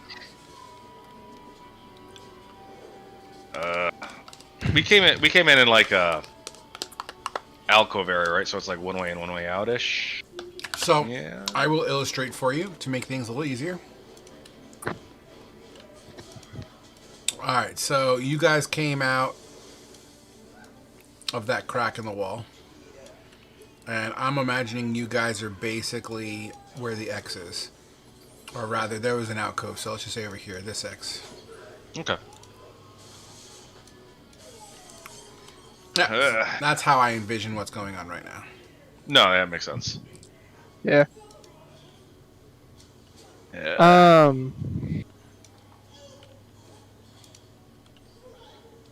So what are you doing during these 4 hours, Glade? Yeah. So Glade's going to like pull the sword back out of the sheath and I guess kind of look it over Yep. some more things on those lines. You pull the Yes. sheath out, and it glows blue moonlight in the shadow crevice, and the whole area is illuminated for 15 feet. You look at it, Okay. and it's literally like staring at the moon as you look at the blade. The hilt itself is silvery and black. Yeah. Yeah. I guess all I was kind of planning on doing was just kind of sitting there, and kind of looking at the blade a little bit more closely, I guess, and then at least for the time being, 'cause kind of curious to what it is. Yeah. Unfortunately, you've never come across this, but you would definitely be inspired by the craftsmanship, I would assume. Yeah. I think Yeah, I I mean- look up here and say, "Wow, that's actually a fine blade. Mind if I swing it around a bit?" Glade kind of flips it over towards the hilts towards him a little bit. Sure, you can swing it around for a little bit. When you Yeah, put and your after- hand on the blade of this thing, it's slightly warm to the touch. That's odd. As he's kind of handing it over Apto. The blade's warm. Yeah, I guess Apto would feel it after him saying that. Okay, the blade's in your hand. Yeah. So does it deal any damage, or does it just feel warm to the It's just warm, and by warm I mean like heating pad warm. It's not like this. It's not like it burns in holy fire. Alright, and then after we'll just take some practice swings with it. So Yeah. get a feel for it. You swing it around and it creates shadows of your body all over the snow wherever you kind of like throwing a flashlight around you. It's very maneuverable. It's very light. It swings nice. It seems to be, in fact, it seems to be a longsword. At least the shape of a longsword, a traditional kind of a longsword, except the hilt itself kind of has two straight bars or straight designs, and then they kind of wrap up. Like, you ever see the mustachio handlebar mustaches? Oh yeah. kind of like that is the hilt of this thing. Right. Oh yeah, you said that it has the phases of the moon on it. On the hilt, or not the hilt, on the hilt? sheath. Oh, on the sheath. Okay. If I look at the sheath and then I look at the phase of the moon, is the phase on the moon and the sheath glowing in accordance to the phase of the moon outside right now? On the sheath? No. Yeah. No. Okay. Yeah, for the shot. That'd be cool. That was cool. Brownie points for that. That was good thinking outside the box. All right. And I'll just hand it over when I'm done with it. Yeah, Glade will kind of take it back and just kind of looking at it a little bit more for, like, I guess, resheathing it for now. Yeah. Other than that, I think I had an idea. Yeah, that was it. I don't know. Don't really have too much to do because yeah. I get it. There's not much here. There's the Arctic area, but Fedovan, you would see, fucking Apto and Glade talking about this blade. You see Apto kind of swinging around as, you know, it looks like he's sparring basically in air or shadow boxing with a blade. What you notice is this blade, emits a light that his, Apto's shadow just kind of like bends and sways to his movements as the blade wraps around him and swings around him. You just see it hit his shadow, kind of get casted everywhere. Is this like giving off like a good amount of light around him? Yeah, it'll be considered bright light, but in the hue of like, if you ever went outside in a full moon out in the country and you could see your shadow, that kind of bright light. That's one neat sword. I've never seen anything like that. How quickly do they respond? Neither have I. Neither have I. I mean, you seem pretty handy with the blade, though, man. I mean, I just picked up this rapier from that wreckage down in the lake. Think you can give me a lesson sometime? I remember that fight. Well, you see, a rapier's not as complicated as a longsword. All you have to do is stick them with that pointy end right there. Oh yeah, but I mean, I ain't got no style with this. I mean, I'm used to a hand axe or a skinning knife. Yeah, I'll show him some thrusting motions if you. Sure. Now, don't get Ernie excited. How much time do you plan to spend on this exercise? Not that much. Just for him to show it to me something. I mean, I'm mildly interested, but I'll just semi-learn the technique and practice later on. Sure, Apto. In this introduction to rapier using, what specifically are you gonna? What is lesson number 1, Apto? Go ahead, tell me. All right, I'll grab the rapier, and I'll grab it and be like, look, it's all about form. It's all about your feet and how well spaced out your knees are, and that proper balance, and you put your whole body into the weight of your thrust, and he can actually thrust the rapier forward. And Fedivin will start spacing out his feet like a bad attempt at a split. Yeah, no. That's too far. It's too far. A little closer. Okay. All right, I'm starting to get the hang of this. Glade, you look. While they're Yeah, there you go. All right. you're saying, Frog? Yeah, I was about to turn the spotlight onto you. So you're watching this go on, but you jumped in, so I figured you had something to add. Oh yeah, no, I was going to sit there and while they're doing that, and they're kind of doing theirs, I was going to do the Blessing of the Forge ability for me. What does that do? Or not Blessing of the Forge, sorry, not Blessing of the Forge, sorry. The Artisan's Blessing. It's Okay. the hour-long ritual, craft non-magical item, include some L. Basically, I was just going to turn the Warhammer into a mole, is all. Okay. Yeah, sure. Yeah, because oh, go on. No, finish up. Yeah, because it was just for explanation for the equivalence, because pricing does matter with this ability. The Warhammer is defaulted at 15, while Maul's defaulted at 10. So I'd be able to, with the ability, basically change it over. All right. And all stuff.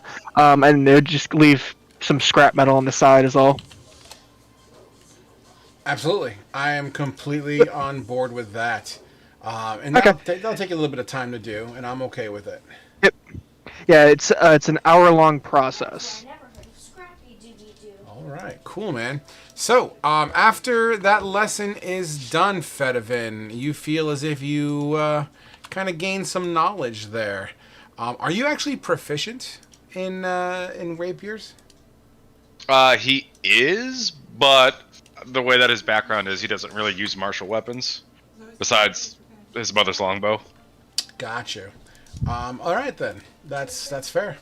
Nevertheless, your long rest comes to a close as you all gain the benefits of a long rest. Yay. And you also gain the benefits of your next level. Oh, fuck yeah. Oh my god. I have no idea what to Um, do with Remy now. On out of character here, Frog. Do you just want me to put glowing longsword, or do you want me to actually like put what the item is for time being, as far as inventory wise? I'm assuming you know what this item is. I have an idea. I just don't want to say it out loud. Okay. Then you can. It's your list, so you do it as you see fit.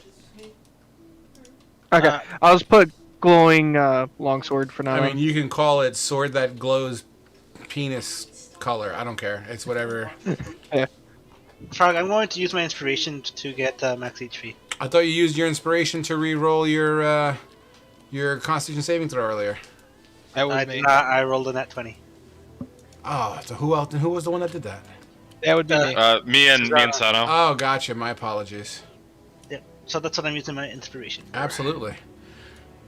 So I'll tell you what. It's gonna take you some time. Why don't we take our break here? It'll be an extended break because of the level up. So because it's level 4 now, right? You're gonna get a feat and/or an ASI, which is gonna take some time for you guys to do. So why don't we just fuck it? We'll just say a 20-minute. We'll go 15 first, and then we'll spot check on 15. If people need more time, we'll extend it another 5 minutes. So go ahead and get your levels up. I am gonna go hug my wife, so I'll be right back. Okay. So I've never leveled up before. Does someone want to give me a walkthrough of what I have to do? Alright, Okay, so so you hit go that to the gear cog up- top right. I'll let Apto take it from here. Yeah, you hit that cogwheel on the top right. It should bring you to like a page, where it has like a whole bunch of numbers on it. You just scroll all the way down, and on the bottom right, you'll see where it says launch level plus character mancer. You click that one. It says launch level 1 character mancer cannot be undone. Launch Nope. level plus 1 character mancer. Or Launch plus. level plus character on the second one, the bottom one. Okay. And then Welcome. yeah, then click next, I believe. Then it should- Okay. and then there should be where it says like level 3 and then plus 1, I believe. Alright, it says HP. Oh yeah, I think we rolled for HP on this table, right? We don't take averages. Yeah, we you roll for have to HP roll. unless you have inspiration. Then you can use the inspiration for max health. So Yeah. roll. Reroll ones for if you roll any. So I get 6 life? Or No, 6 you- HP? You get 6 plus your Constitution, but it should factor that in already. It already did. Yep. I now Okay. have 45 HP from this. So I'm up to 40 life. I also took Sentinel. Oh, nice. Stop those people from getting to us. So I don't have a multi-class, so I move on, right? No, you just move on, yeah. Oh wait, can anyone explain to me what this does? Whenever you reach level in this class that grants ability score, improve feature. 1 second. Mm, You can you know how I don't know what you're using, but like you can switch out great weapon fighting for defense or archery or whatever you want. Well, I took defense. Can I take great weapon fighting? Yeah, you can change it out. Alright, It should, cool. it should give you the option to change it out. Alright, I think I get that. So, or I didn't pay attention to it, so I'm just going to do it manually. On the comp and whatever it's called. It's fighting style, right? Yeah, fighting style. Did it go through? What's going on here?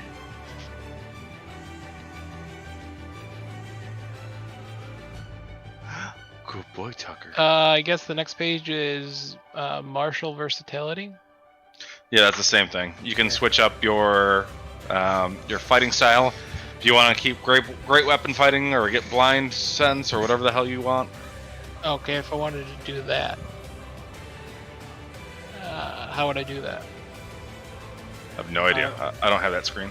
I just did mine manually. And I just deleted my previous one. I had defense before. Oh wait, no. I think I can take the other one, the dueling. I think dueling might actually be better. Dual weapons? Do you use dual weapons? No, it's not dual weapons, it's dueling. Dueling. Oh, yeah. Well, I it think doesn't. It doesn't allow me to change anything right now. Then I think you just do it manually then. Okay, then I'll move on to the next page. When you're wielding a melee weapon in one hand and no other weapons, you gain a +2 bonus to damage rolls. Oh wait, I don't think that works with two-handed, right? No, it doesn't work with two-handed, but it works with it sounds like it works with a shield. Yeah. Oh, And not then average. it's- I need roll. Then it's on to determining ability score increase / feats. I'm guessing I want the feat of elvish accuracy, so I wouldn't do anything correct. I would add that myself. The feat of elder accuracy. No, it says ability score increase or feature. You click feat. Oh, there it is, feat. Yeah. Thank you, Apto. I am taking the dueling. Oh shit! I forget that I Elven get spells. accuracy. You're a half elf, right? Yes. Okay. And I want this based off dexterity. Wait, can someone correct me if I'm wrong? But do longbows go off strength or dex? I'm sorry. What? Dex. They go All off dex? bows are dex, excluding the oversized longbow, which is a really rare longbow that can go off strength. All right, I need me that longbow then. Yeah. Yeah, any and all bows, so crossbows, hand crossbow, short bow, longbow, all that's dex. All right. Yeah, because I was wondering why it had such a low 2-hit modifier. Yeah, basically, so if it's a melee weapon, unless it's got the finesse keyword on it, it is a strength based weapon. If it is a ranged weapon and not a spell, it will be a dex. All right. Yep. All right, cool. Thanks. I appreciate it. Mm-hmm.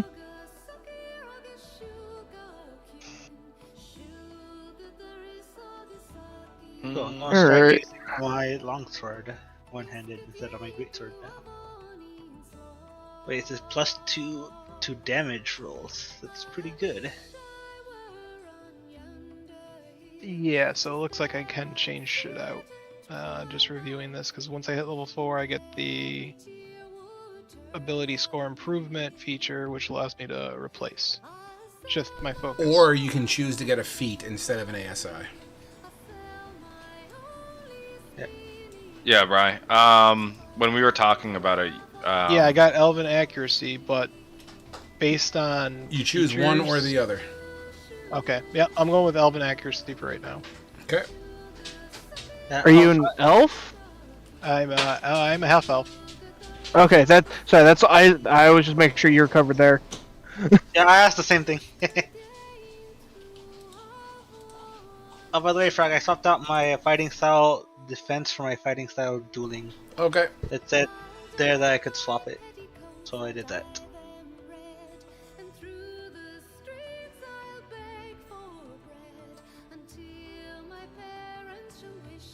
How's your leveling up going, Arnie? Good. Just learning, just reading. Yep. Take your time. No Hey. rush. how do I change my passive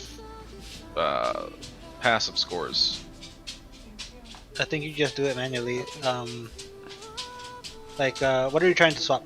I'm not trying to swap anything. I picked this as my feat, so I'm trying to +5 my wisdom and investigation. Oh scores. Oh, okay, so you see the number under wisdom. What is it, like a 10, 11?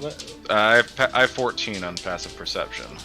Alright, so you just. I think can't you change. just- Yeah, I can't oh. change it. Oh, what the hell? I thought you could just. Maybe I do it this way. Let's see here. Increase your intelligence or wisdom by 1, maximum 20. You can teach your. Speaking language, understand, you can trip. Oh, there we go. Passive perception modifier. +5. Do I want +5? Does that work? 4. Yep, alright, so that works, but I don't see passive investigation.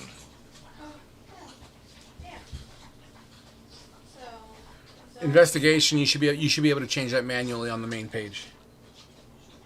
I just don't have the option for it. It's weird. Because at the bottom, hold on, let me see. I'm on your character sheet. Let me play 1 second here. Oh, okay. You're right. It doesn't give you that option. So let's go back to this.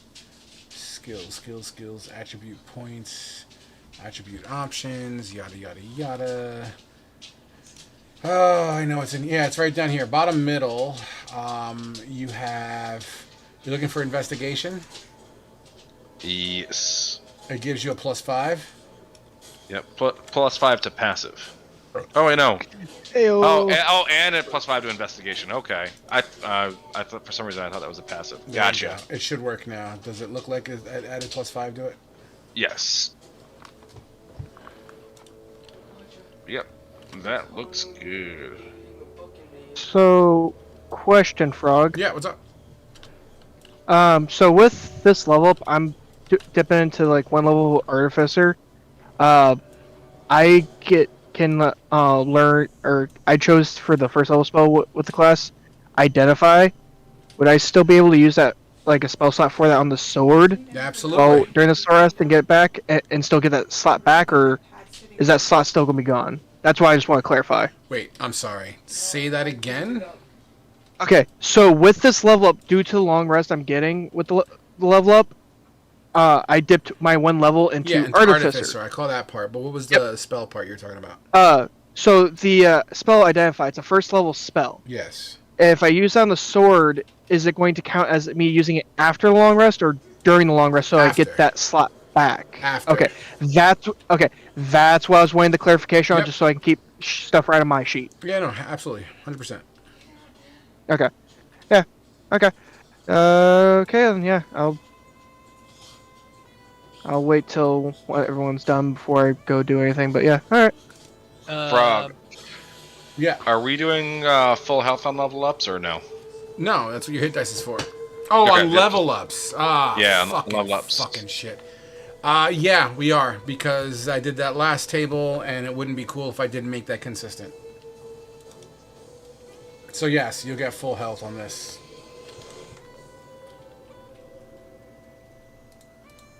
You can always say no. I'll allow it. I'll allow it. Yeah, I didn't quite understand you, so I allow it. Alright, now I need to figure out Remy's page now.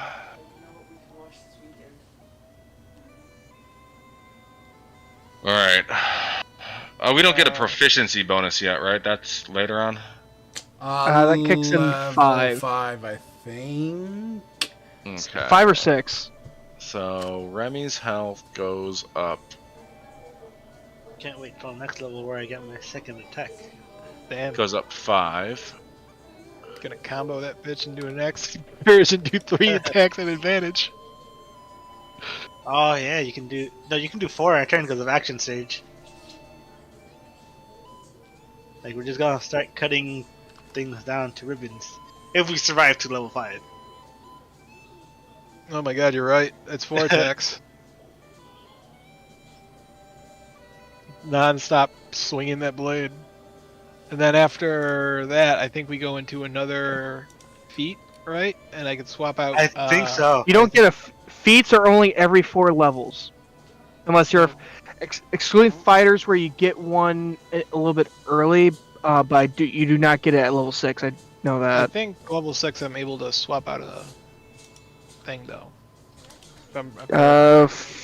Fighters? Yeah.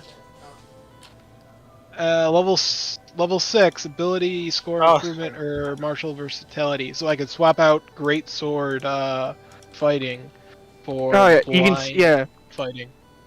Yeah, you can swap out your fighting style.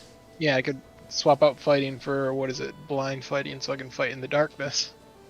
Yeah, I think you will not be able to blind fighting. You only know what's around 10 feet around you. That's it. It is not dark vision. But he has dark vision, I believe. Okay. Yeah, I mean half health. Yeah, you should. I was just saying, like, you'll only know like what's within like a 5 or 10 foot radius around you. That's it. Well, in a 20-foot sphere of darkness, that's most of it. I think we do get fair. 6, right? Because it's either ASI or feat, right? ASI or feat at level 4. No, we're talking about fighters because fighters get more ASI and feet. Yeah. It's Class Oh. features. 6, I believe.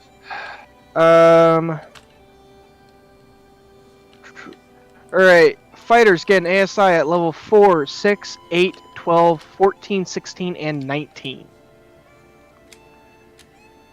Nice. Any one of those ASIs can also be subbed out for a feat of their choosing as long as they meet the prereqs for the said feat. Yeah. And then just the default, if you choose ASI, cannot go above 20 by default unless you're a barbarian or have some DM granted boon that allows your ASI go past 20. Alright, so I'm a bit confused on this. So on this, on this chart, it says I know 5 cantrips, and it says spells known 5. And then it says first 4, second 3. So I can know a total of 5? What? Like 5 first No. and second level spells plus my 5 cantrips? So cantrips are separate. Okay. So cantrips are their own separate number. Spells levels 1 through whatever are all shared. Now you have a different number of spell slots at each spell level, so you might have like, say, 3 level 1 spell slots and 2 level 2 spell slots, meaning that you can cast 2 spells at a level 2 power rating. And then you could also cast 3 spells at a level 1 power rating. But if you so what that pretty much means, I have 5 spells known between that's shared between first and second. And this doesn't include the spells that come with your class choice either. Those are the extras, if that's applicable. So these are 5 spells that you choose, and you can choose whatever spell level you want within the guise of where you're at, right? So if you wish to choose 5 level 1 spells and forego all the level 2 spells, you theoretically can. Just you can't cast them, and then the next table down, so you could only cast 4 level 1 spells and 3 level 2 spells out of all the spells that you know, quote unquote. Oh, that just gave me a hilarious idea. Just don't learn any high level spells. Just only learn and use first level spells, and just use the higher slots. Yep, just use upcasting. That's a legitimate strategy. That's actually hysterical. I never thought about that. Joseph, That's can you do the neighbor a favor? They asked if we can take out their garbage. It's on their porch. They're crippled. Can you go do that for me, please, Joseph? Thank you, buddy. That's legitimately great. Yeah, because a lot of first level spells. Because Guiding Bolt, if you cast Guiding Bolt at 3rd level, it does the same amount as a Firebolt, just as a single target versus AoE. Okay, Oh, that's disgusting. And it gives advantage on the next attack.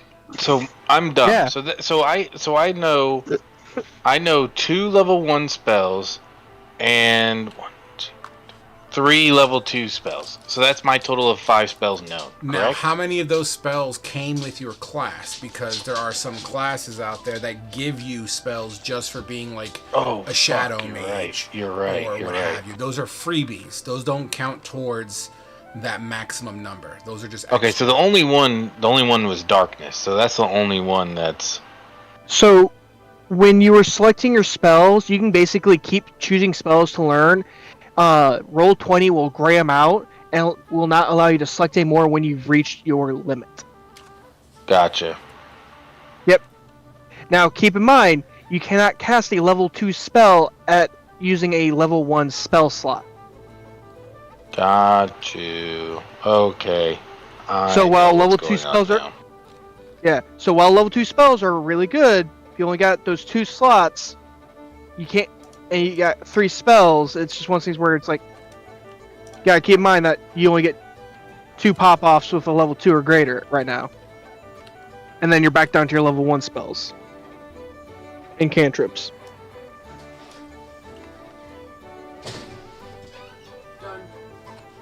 Thank you, Joseph. That was very nice of you, buddy.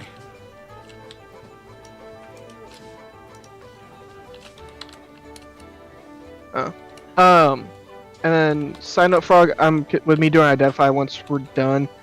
I'm assuming it's a moon touched. I'm sorry, what?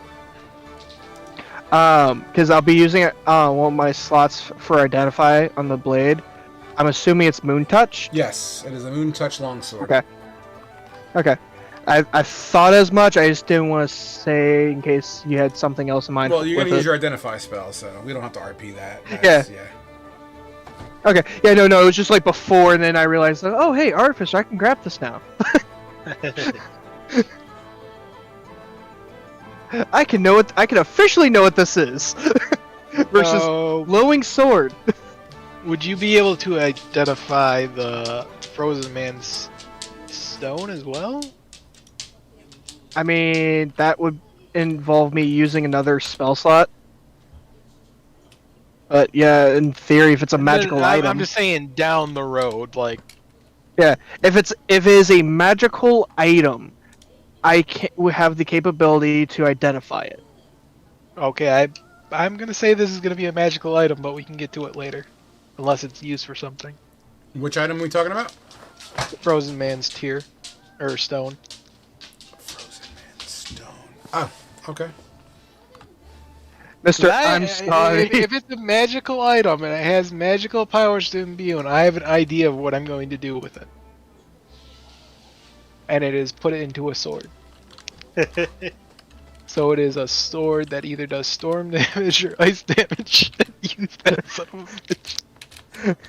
I mean, I would gladly do this for you if that ends up being the case, as Glade is meant to be a crafter of things. Like I said, down the road, because we don't know Yeah. if this is going to be used. It's like a special item. I'm not too sure. I just want to wait until we're done with the chicken house.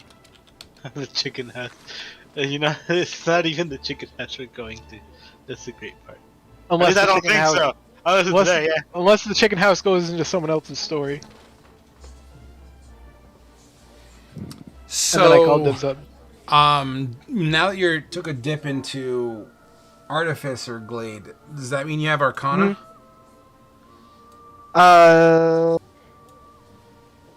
I do not believe so. No, I do not. It does not give me that proficiency. Okay. Just checking. Yep. Yeah. It doesn't give any, like, when you take it as like a multi-class, it doesn't give you any skill proficiencies. It gives you proficiency in light, medium armor, shields, thieves' tools, and tinker's tools.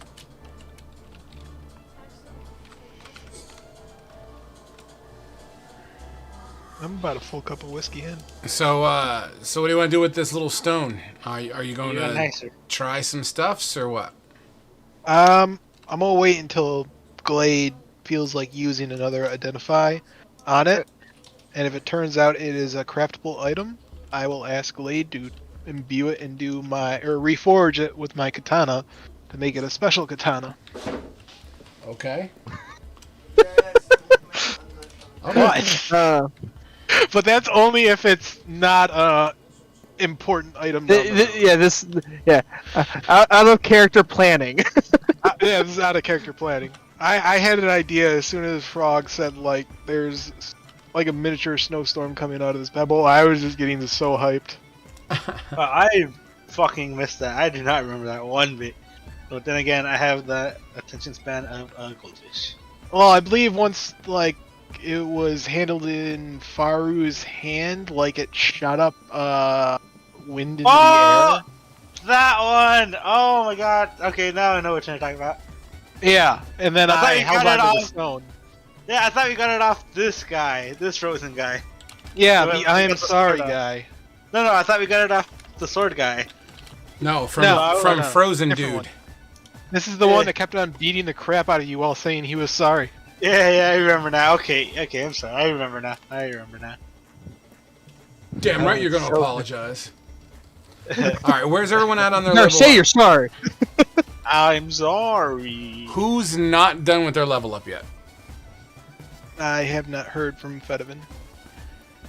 I think he's But doing then he something did Remy. pick Observant, so... I think he was working on Remy's sheet right now. I don't mind taking the time for level up. This is good. So I don't mind doing that. I mean, Frog's getting in to see what we're all thinking about for the future. Oh, sadness. That's not gonna work anymore. I think why? What's not? Gonna work? So Forge Clerics have a class feature, where it's Blessing of the Forge. At the end of a long rest, I can imbue either a weapon or a piece of armor I'm wearing, and give the weapon either a +1 to attack or damage, or the armor a +1, but it has to be a non-magic item. And the sword, unfortunately, is already magical, so I can't sit there and do that. Oh, that's saddening. Oh well. You can use your Warhammer, I guess. Maybe Yeah, you can no, give the it'd sword be- to somebody else. I mean, yeah, that's. Or the sword could be very valuable crafting material. Who True. knows? True. You could also sell it for like a lot of money. I'm back now, guys. Sorry, I was on a call. Are we still on break? Yeah, we're just waiting for people to wrap up their level up. I think we're actually pretty much on the verge of being done. Okay. Yeah, Mind if I I'm RP done. real quick? Say what? Mind if I RP something real quick? Go ahead. All right. Hey, Glade. Hey, you're a tradesman or a merchant or something, right? I'm a weaponsmith and an armor smith. What can I do for you? Yeah, so you probably don't deal with potions then, huh? Potions, nah. Could never wrap my head around the alchemy. That's picking leaves and flowers just doesn't quite suit me. I prefer the fire, the fire and the smoke of the forge, the heat on my face. Yeah, sounds good. I didn't know if you had a shop or nothing. Might have come across one of these things, and he pulls out like a little red bottle. I guess I'll take the bottle, hold it in my hand. Yeah, I mean, who knows what it is? I pulled it off a body in the spider forest. Yeah. Have you tasted it? I'm not Susanna tasting will anything. walk over and try and use medical on it, or medicine on it, if that's the right one. I mean, Med check on it. I mean, just taste it, guys. Come on. what's your proficiency with medicine checks? Medicine is 1, I think. I'm said not So, just- sure. yeah, you're just not a +1? proficient. Not proficient. So sorry. Why is my character's just flying? I mean, just taste it, guys. Just, wow. just taste it. Oh, God. You What is die. that? Just taste it. I'm gonna put this back in my bag. You know what? Yeah, Glade will hand it back over to kill him. the cat. Yeah, Awesome. Glade will hand it back over to Fenovan. You know what? Is curiosity gonna kill this cat? Probably. Is everyone who needs more time on their level up? Okay. Fantastic. Then we come back from break. Let me turn the little sign I have off. Is John here? I am. All right.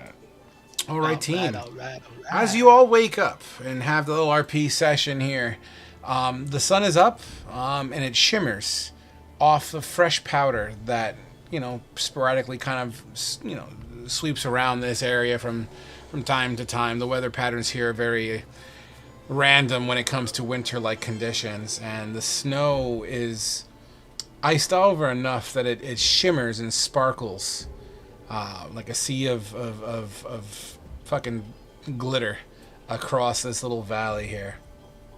The spire is still very much in front of you, a little ways away, but not too far. But once again, it seems to go all the way up into the cloud cover above. Alright. Up the mountain we go. Well, you still have to cross this little flat area. So I will illustrate to make sure we're all on the same page. So Oh yeah, this is the area ideally, where... the circle is where the spire is, and you guys are heading in this general direction, right? And Fedivin found holes on this general direction. Yeah, I did want to bring that up to the party. So, I mean, when I was out hunting, I did find a cave or a pit or something. I mean, I'm not sure if it's worth checking out or if we just want to continue on. How big was the hole? About 15 feet. Oh damn, that's a pretty big hole. Did you want to go check it out? I mean, we don't have to. I mean, it's more than likely a den of some sort. Well, it is on the way, and it is daylight now, so it would be better vision. Hey, Ernie, what do you say? If you could pose a threat in the future, maybe we should go check it out. All right, well, let's check it out. Okay. You guys pack up your shit and begin to make this flat trek. Where you found that it wasn't that far away to begin with. I'd say a couple 100 yards, nothing too crazy. The tracks are still very much there, even though they've been kind of dusted over a little bit more than it was last night, as the wind did push some of the snow through here. It's disturbed enough for you to make your way back, and you would see this hole in the earth. It's about 15 feet wide by 15 feet long, and the trim work is basically like shattered ice. As you look deeper, about 10 feet deep into this hole, the sides of it also appear to be of solid ice, almost as if this is part of a frozen river, or like there was some sort of water flow here. But as you continue to peer down into this hole of shattered ice, you don't see bottom. But what you also do see, however, is kind of... how do I explain this? I might have to put on my camera for this 1 second here.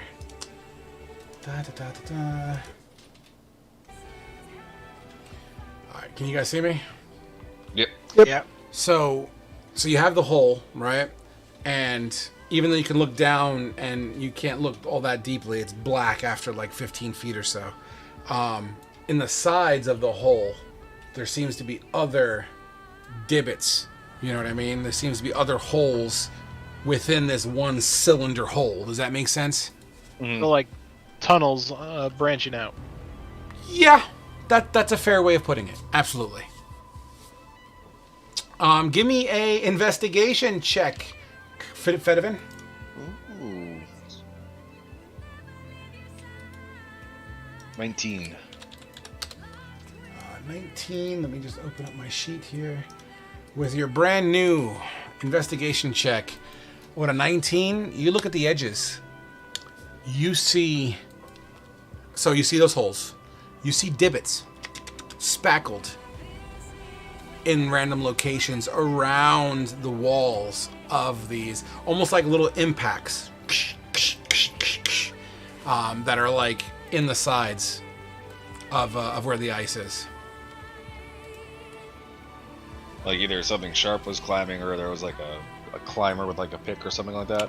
The interesting thing is that it definitely looks to be all over. It wasn't like one path. It seems to be speckled everywhere.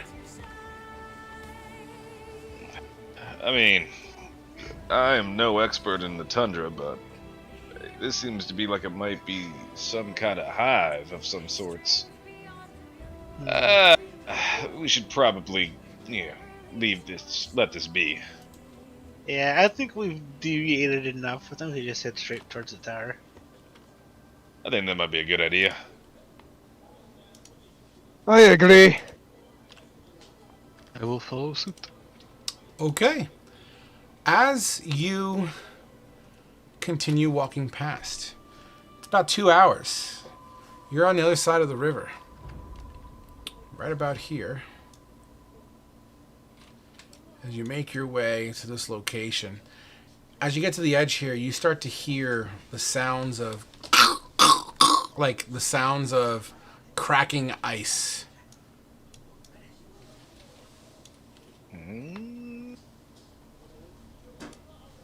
Does the ground? Well, I mean, no expert. Does it look like anything's like falling through the frozen river anywhere? As you look around with your passive, nothing that you can inherently see. There is like a foot to a foot and a half of sporadic snow here and there.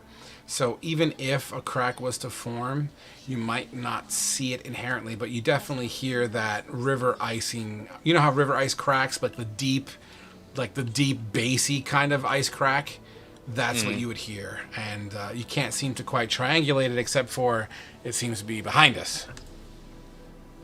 Hey guys, I'm not sure how stable this is or what's out there. We do have a little bit of ways to go before we cross this river. I think we should tie ourselves off. You want to tie ourselves together? Well, if somebody falls, they don't fall to their death. We can catch them. I mean, if someone falls, they might drag us down with us. I mean, there's 5 of us.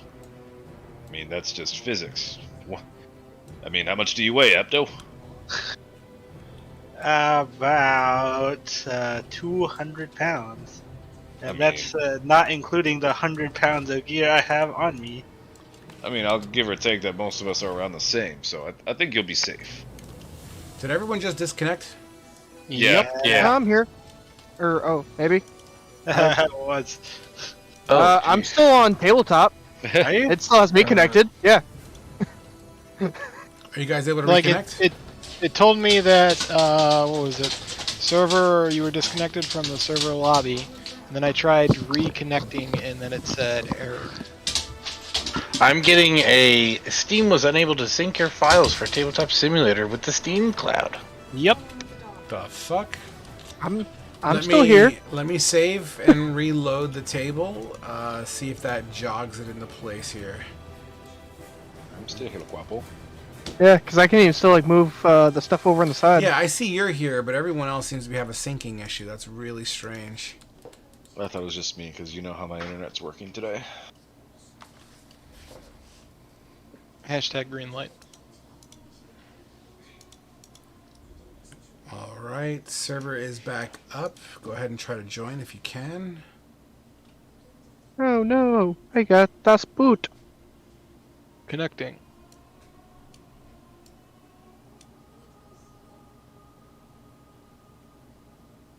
All right.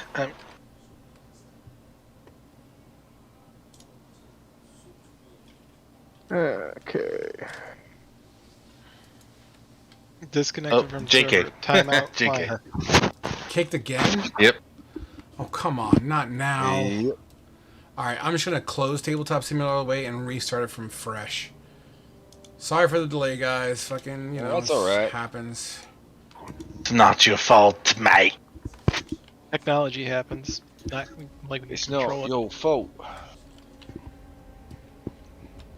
It's not your fault, Governor. Fuck.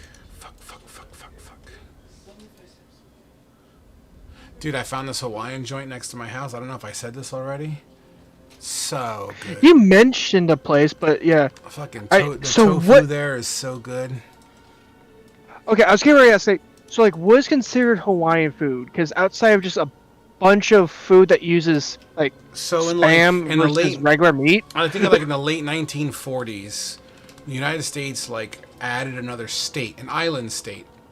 They named it Hawaii, and it's off the California coast, a couple thousand miles. I asked what is Hawaii food, not Hawaii. Yeah, I'm getting to that part. I'm gonna go on a limb and say Hawaiian food would be food native to the island of Hawaii. God damn it. What would be considered a Hawaiian dish? Spam and egg. With pineapple. Yeah, I'd have to say Spam and eggs. spam and egg. Spam and egg. Yeah, because that's where my mind goes is just like spam. Pineapple shrimp. Yeah. Have you ever had Kahlua pork? Has anybody ever had Kahlua pork? No, but that We had sounds disgusting. Kahlua pork sounds Alright, what- disgusting. Well, I mean, what? like a mole sauce on like a taco or enchilada is pretty good. I'll have to disrespectfully decline. Yeah, I'm Mexican. I don't even like mole. You don't like mole? Nope. I like mole sauce. Mole. Mole, mole, Mole, mole. God damn, get out of my head. You need to try that. Mole. Mole, mole, mole, mole, mole. All right, The I fact we am. both back. went on that fucking song. Get out of my head. Yeah. Yeah. So, but yeah, no, they say, oh, I'm sorry, my fiance is being nosy. Who's texting you? Anyway, so, stop. Leave me the fuck alone. I'm working here. She's pinching my... the boys. She keeps on pinching my fucking tricep, and it's pissing me off. Oh, shut up. I'm gonna, Like, babe, not in front of the whatever, boys. dude, I'm gonna pinch her labia. Anyway, so... Jesus. So, anyway, the food's good, is what it boils down to. Is everyone in? Yes. I'm loading. All right, cool. With So, a lightning card. and I didn't mean to intrude on the RP, guys. I apologize. So please continue. So you offered to tie each other off, and you guys had basically a conversation about physics, is what it boils down to. You know, Fedivin, I'll politely decline your offer. All right. Everybody else, you guys want to tie yourselves off? Sithana will grab the rope, tie himself off, and pull out the two hand axes, using them as, I don't know, almost like a Like an ice mountain pick for you climber. to fall? Yeah, ice, like a pick in case we fall. All right. You Sure, I'll do it too. absolutely do so. As you just about to get off of this frozen river-like area, Apto, dexterity saving. No, I'm just kidding. No dexterity saving. I was about to alt-tab to my character sheet. What I would like for you to do is nothing. As you make your way into the location, you're about a football field away at this point from from the whatchamacallit, this spire, this tower in front of you. Sorry, I have a lot of distractions behind me, Please stop. and I'm trying to get them to stop. Sorry about that. Anyway, so moving forward, so the sun is in a way that disconnects Fedivin from Tabletop Simulator again. What? The sun is kind of like the shadow of the spire is cast on you. And as you make your way, so the weather here, it's cold, frigid, Arctic, but it's a fairly lightly breezy kind of day. But the second you kind of get within a football field away, you hear a big kind of like a crash, bang, boom kind of echo coming from the top of the spire. As you hear this noise, the wind immediately begins to pick up and swirl, almost as if you've just entered into a blizzard-like condition. The wind pushes your clothing and articles of clothing, and it sways. You have to lean into the wind so you don't get pushed over.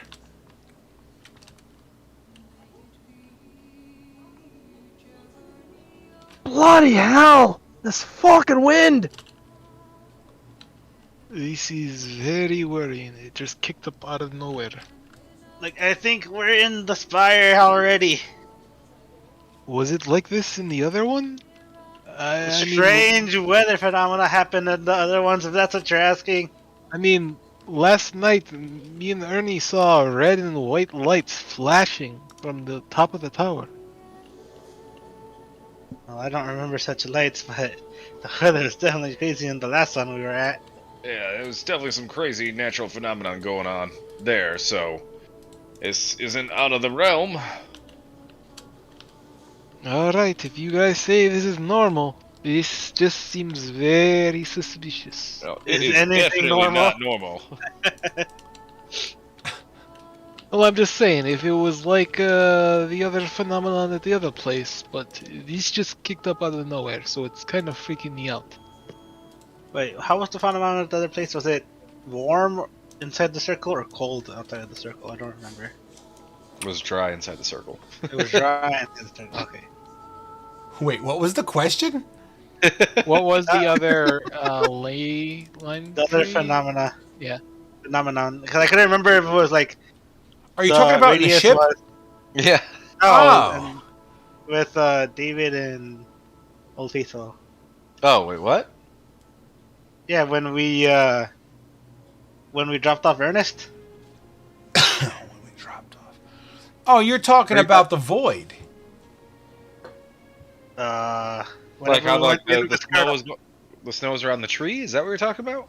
Yeah, the tree, and we entered the tree to visit Kurtum. Was it?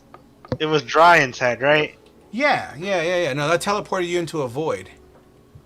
But you're talking about inside. So it was basically, if I remember correctly, it was like, spring like on the outside, but as soon as you entered the perimeter, it was very much like a winter, but it was a warm winter that the snow didn't melt.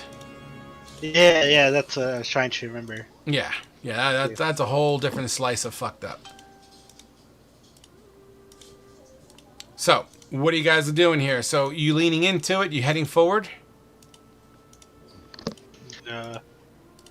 Yeah. If we don't see any other way, lean in and go forward. Absolutely. You continue, and every step you take that's closer, the wind just feels as if it's pushing you and pushing you and pushing you. Everyone give me dexterity saving throw.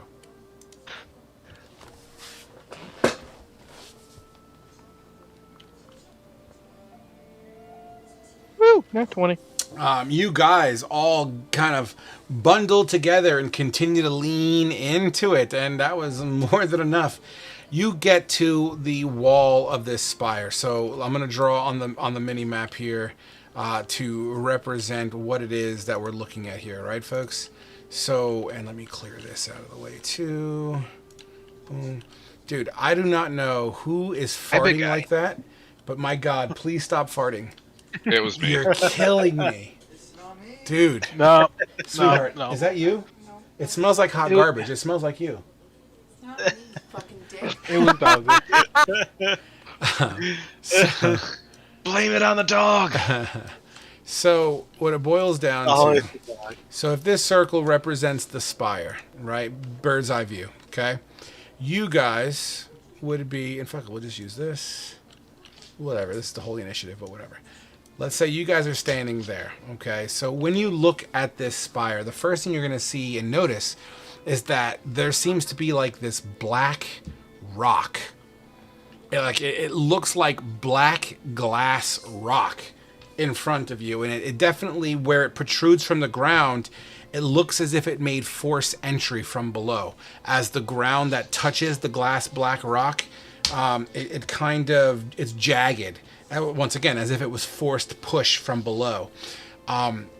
Upon using Fedovin's passives, as you lean into this and between the wind and the snow that scrapes across your face, you would notice that occasionally when the sunlight hits, it shimmers back streaks of green inside this rock.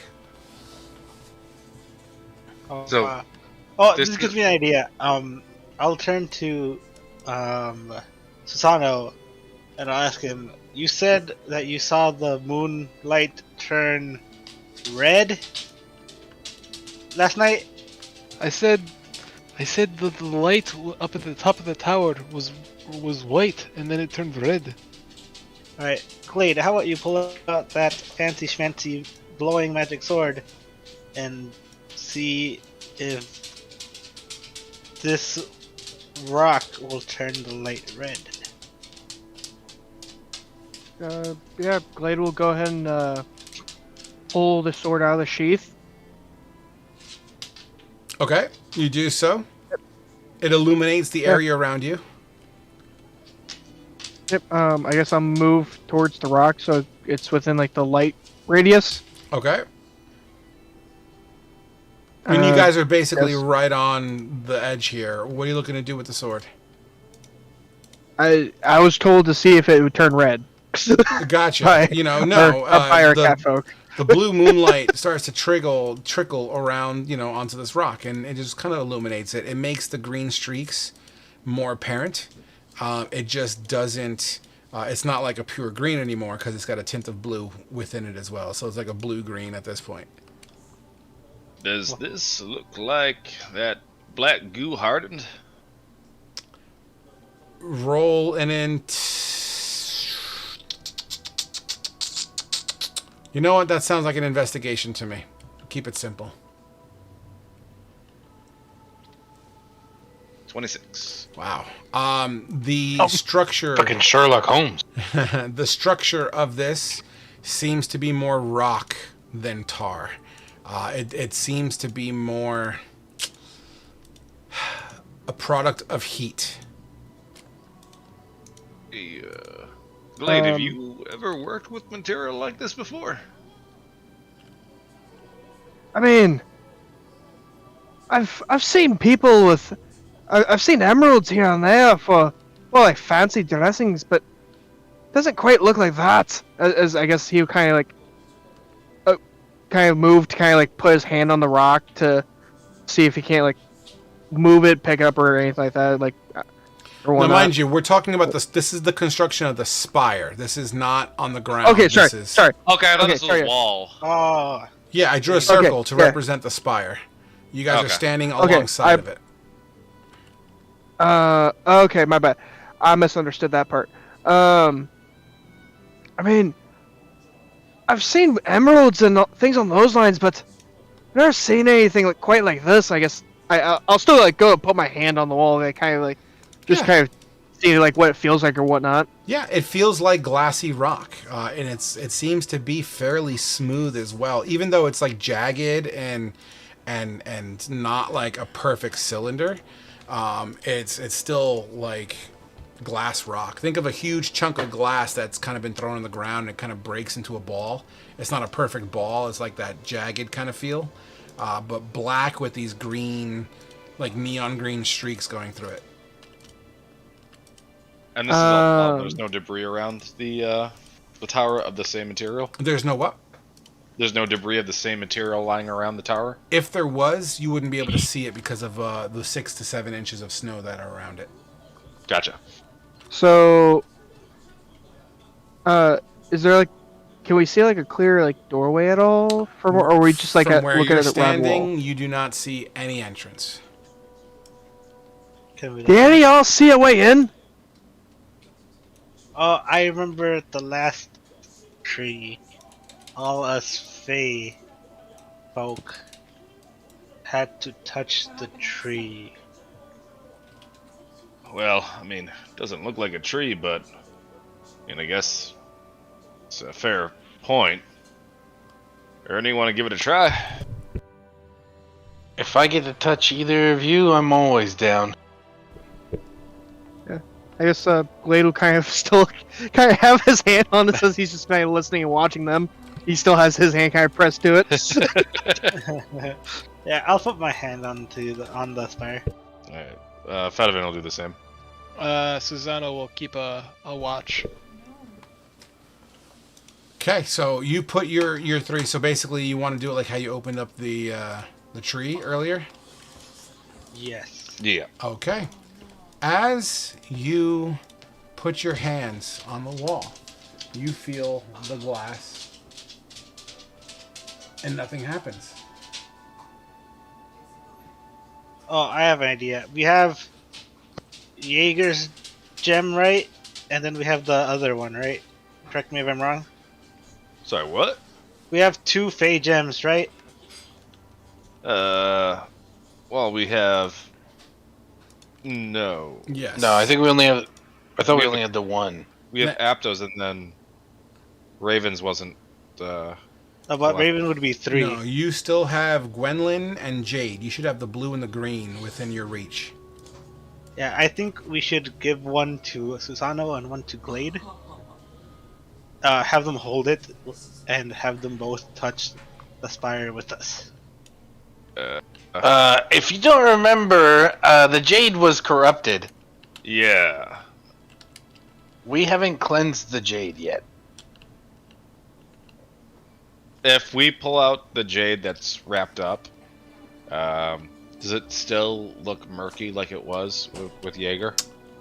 As you pick it up and take it out of its cloth, it does still appear to be black-ish in color and tone. Look, just give me that one. We can't just sit around here doing nothing. Give us on the other one. I don't know. I would do everything in my power not to give him the murky green one. Well, hey, look. I'm gonna look up both ways. Are there pathways around the spire? Like, is it able to be traversed? Yeah, you can go. I mean, it's a cylinder, so you could definitely walk around it.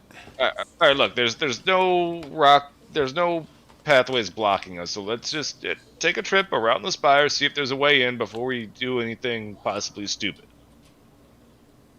That sounds fine, but I will take the blue one if there's no solution, and we'll see what happens, and hopefully something good will come of this.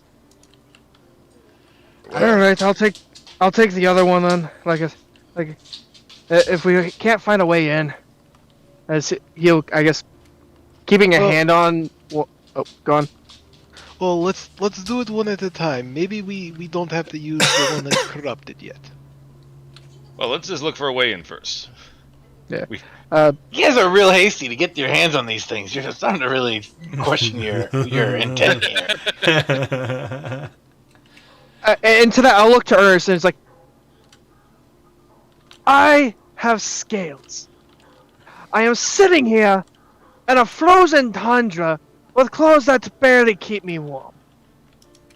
If it gets me in here, I'll frickin' do it. As he kind of, one hand on the wall, kind of starts walking to look for a door. I would just say back to him, just so you're up to speed. The last person who wielded this had their neck snapped because they betrayed us and turned and tried to kill Fedivin.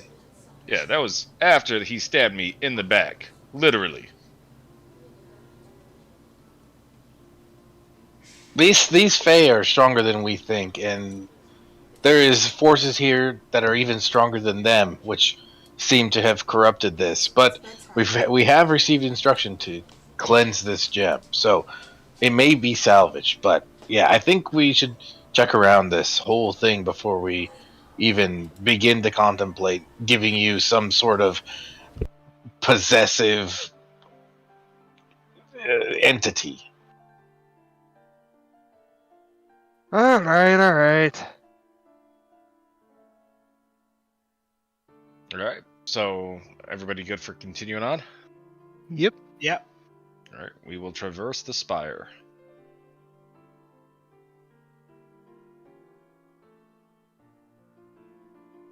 Frog? Sorry, I'm disciplining my kid real quick. Give me 10 seconds. That's right. No problem. Hit him harder. Harder. Hit him harder. Harder.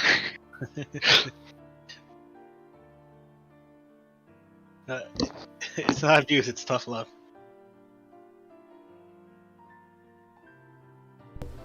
All right, cool, guys. I'm sorry about that. Good night, guys. Nope. I'm back. So, I apologize. I did miss the last sentence on that. We are taking a trip around the spire. Absolutely. As you guys take a trip around the spire, it's a decent trip, you know, as you're pushing up against this wind, and occasionally the wind would push you up against the wall, and, you know, the gusts kick up some more snow from underneath, and it kind of gets clocked and clogged up on your beards or mustaches if you have them, under, like, the parts of your clothing and your attire, and the whole nine. You get to the exact opposite side of where you came up. And there seems to be a notch up. So I'm going to try to draw it to represent what it looks like.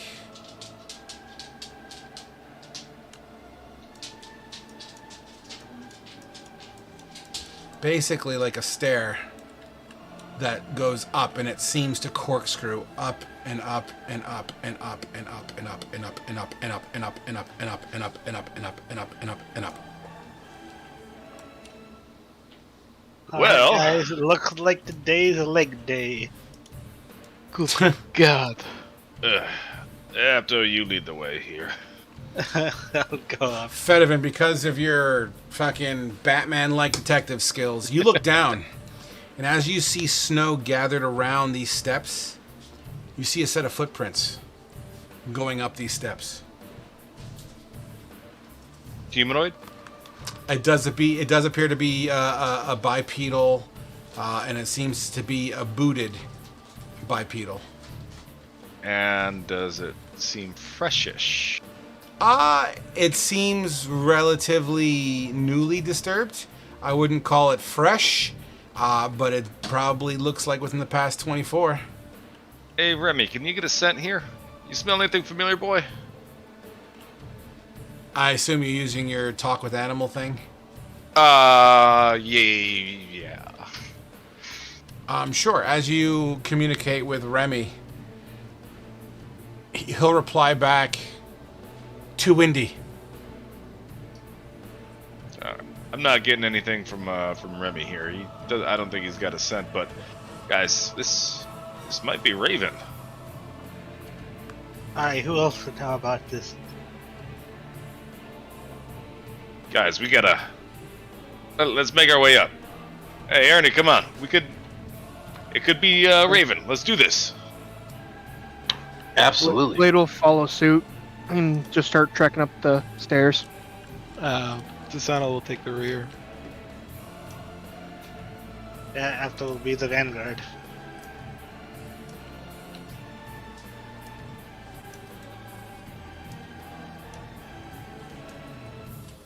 Okay.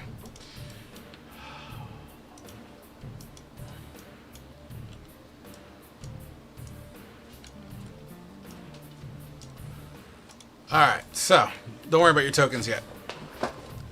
So, as you guys are at the bottom, you decide to make your way up, and it corkscrews around. The wind here is immense. Occasionally, the snow engulfs the entire bottom portion of these steps and is exposed to the elements, so there's no hand railing, essentially. So think of a screw, an actual screw, and that's the staircase that you're kind of going up. So you have the cork in the middle, and then to your left shoulders is open air. Like, open air concept, right? Yeah. So, you make your way up to the first rung. You've been traveling already 15, 20 minutes. You're at least, let's just say, 200 feet off the ground at this point. Everyone roll me a dexterity saving throw as the wind really begins to blow and kick. Are we still tied off? Everyone except for Apto. Oh boy, Apto. Out of... yeah, I'll ask after the roll. See where it goes, and then I'll ask. You know what? Why don't you do me a favor also? What is your marching orders? Put them in this box, and this X would represent the front. Because this is very much a single file kind of situation. So I know Ignore that Sano was katana behind. Yep, I was the last person. Okay. Yeah, so I got you in the back, and then Yep. I was in front of Sasano. Yep, and I have my two indexes out, ready to Yeah. slam into the ground or anything I can find. Yeah. So- Go ahead. Oh, I was going. I'll ask after the roll. All stuff, because it would be more impacted by that. You're good. Go. All right. So, as this wind is pushing crazily, Apto, you begin to feel the element of wind pushing you as your foot begins to slide under under your own weight and the ice that's kind of collected onto the steps. You slip and fall. You take with your claws, you dig down onto the ledge as you are halfway teetering and tottering off of the side steps. So once again, just for shits and grins, we're going to say This circle side represents the open air. So essentially, Apto, you're kind of dangling. I'm going to say like your feet are kind of off the edge, but the most of your body is like squatted and sitting on the steps about to slide off. As that same situation is happening, Fedivin, you slip forward and begin to slide down. It doesn't take long as the rope that's kind of binding you guys together kind of locks you into place behind Ernest. But you guys get collected here. Sasano, you also slip. Now remember, this is a curvature, right?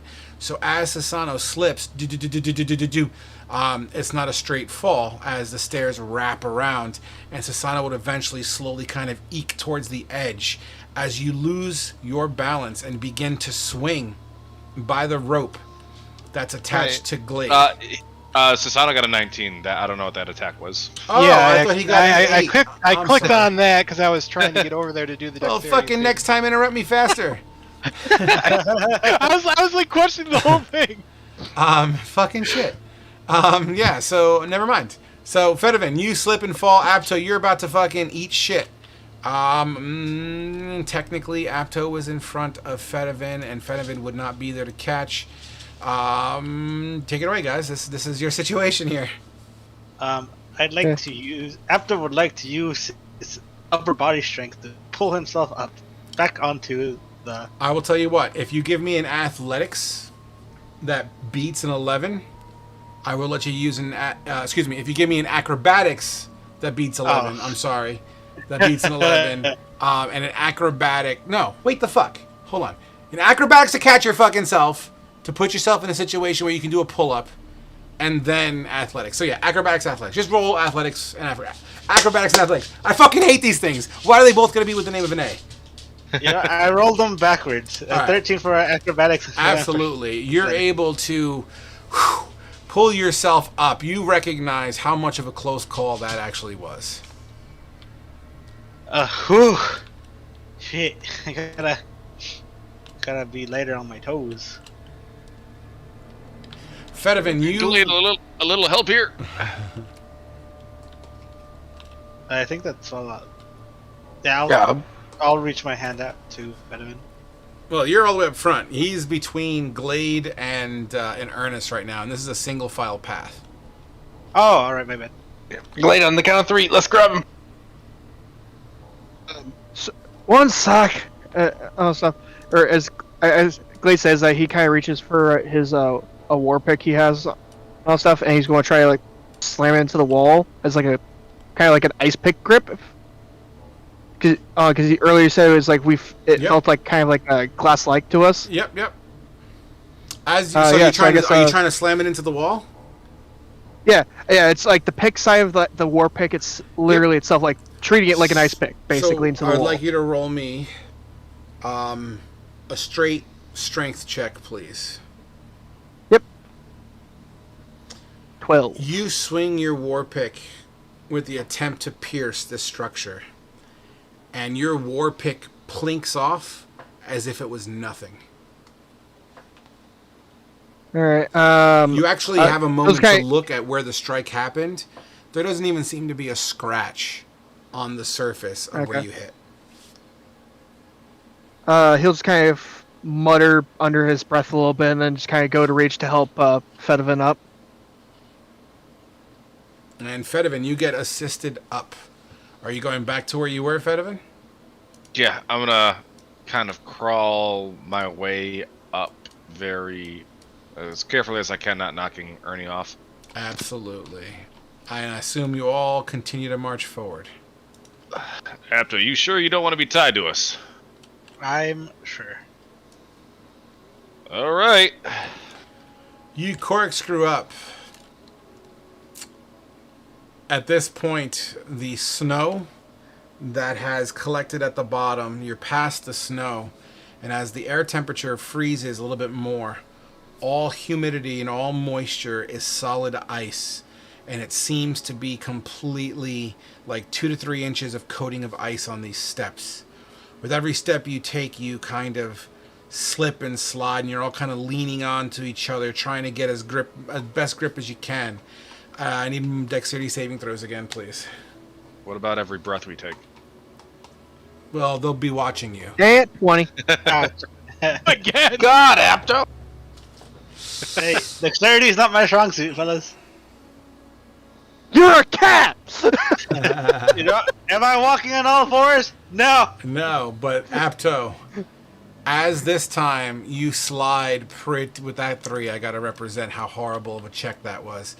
You slide almost completely off the edge. Fedivin, you see Apto about to slide off the edge. You could estimate that you're about 400 feet in the air. Give I'm gonna me make a sleight of sorry. hand. Yeah. I was gonna say I'm gonna make a dive. Oh god, I'm not Khajiit. This is gonna be shitty. It is shitty. Eesh. Eesh. Apto, I need an acrobatics from you as Fedivin is attempting to jump towards you. Unfortunately, his legs slide out from underneath him when he dives towards you and doesn't close the distance between the two of you. I need a... Oh, no. I need an athletics check or acrobatics check. With an 18, okay, thank God. You kind of dig your claws into the ice that's kind of manifested on the sides of the staircase here. You are in desperation calling out for assistance. I got a little help. These was going to kill us. Little did we know those stairs. Damn it, Apto! If we get you up from here, we are tying you to this rope. I refuse to be tied. Susanoo will take the hand axes in his hands and try and embed them into the ice that's on the stairs Okay. to try and like give stability in case Okay. it goes sideways. Sure. I mean, the ice is not the black rock, so it definitely has different properties here. So, yeah, 100%. As you pull Apto up with some assistance, you try to negotiate with him to tie off. He refuses. Do you guys continue to push forward? Apto, this is gonna be your funeral if you don't tie a goddamn rope to your waist. You know what? If it's my time to die, it's my time to die. I refuse to be bound by rope. Good lord. All right. You get and wrap around another 30 minutes or so. So 15 minutes for Tier 1. The ice has slowed your progress, so let's say 30 minutes for Tier 2. As you get to Tier 3, the wind and snow that's pushing all around, it's like the blizzard bombs, like the winter of 96 up in this bitch. And it just kind of, it's so, there's so much snow swirling about that it's almost white blinding. Many of you can't see even where you step. Some of you step in the wrong place and your foot slides. Dexterity saving throws, everybody.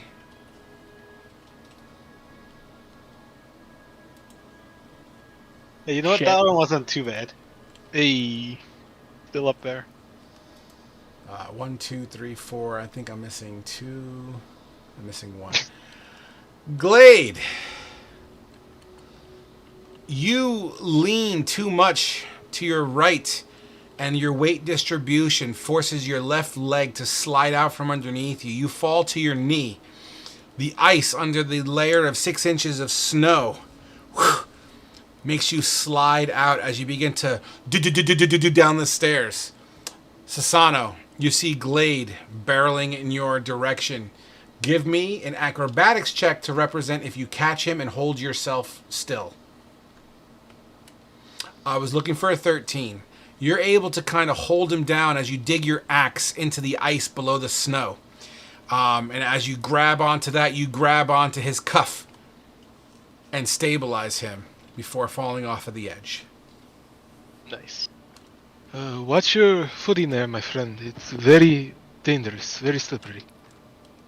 You don't say! As he kind of goes to try to kind of climb back up for what he can. Awesome. All right. Tier 4. Another half hour passes through these treacherous conditions as you continue to do circles around this black pillar of glass, black rock with green streaks. The snow has simmered down a bit as you feel like you're within cloud cover, like you're inside of the cloud as this fog kind of wraps around you guys. Fedivin, you're leading the way? No, Apto's leading the way, right? Without any rope. The unbound cat. I need from you, Apto, the following. I need a perception check with disadvantage. Perception 3. That one. I am blind as a bat. The ice seems to be dwindling here as it's now just kind of a moisture on the rock here. Although it's still semi-slick, it's not nearly as bad as ice. Feeling a sigh of relief and feeling as if the danger is behind you guys, Apto marches ahead without looking where he's walking. You take a step, Apto, and you feel this immense stinging sensation in the bottom of one of your paws, your feet. You feel as if you've been stabbed in the foot.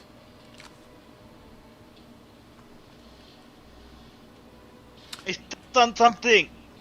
As you kind of lean against the center core wall and kind of slide your butt down to the ground, you pick your foot up to see what it is, and you see a handful of caltrops. You take 5 piercing damage as a result. 5 piercing. Alright. You guys are welcome to respond. How did caltrops get up here? I have no idea as he starts picking them off his boot.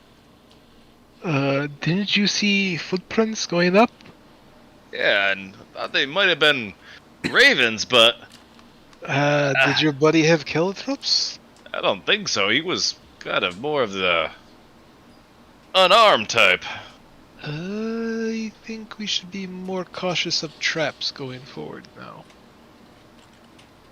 Agreed. These steps are already treacherous enough. Yeah, wherever I step, Frog, like I'll sweep it off with, I don't know, like a... Yeah, my sword. you clear it up. As these caltrops, I mean, they're not your traditional caltrops. These seem to be kind of like rocks in a way, but they seem to have been carved in a manner to make them super thin and super spiny in that sort of regard. They did damage. They hurt. As you kick them off into the fog, you don't hear them hit bottom, as you are at least 800 feet in the air at this point, minimum. As you make your way to Tier 5,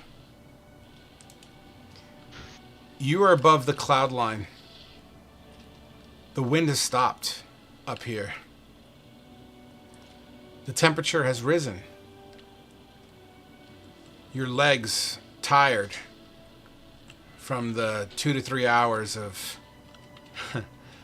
walking up these steps that you've done. Some of your asses hurt from falling and almost dying.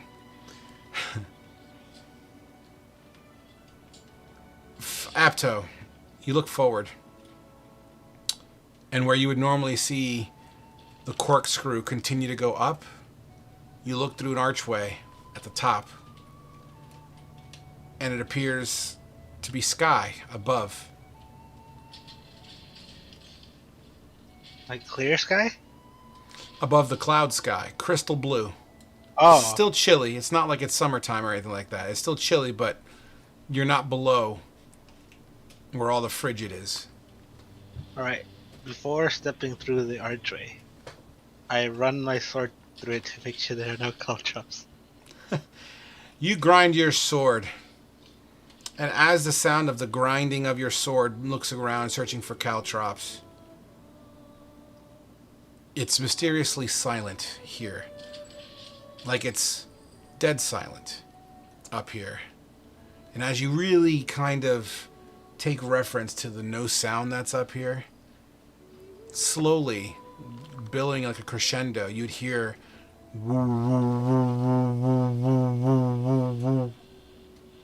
don't know if you heard that because of my microphone. Yeah. Like a woo, woo, Yes. woo.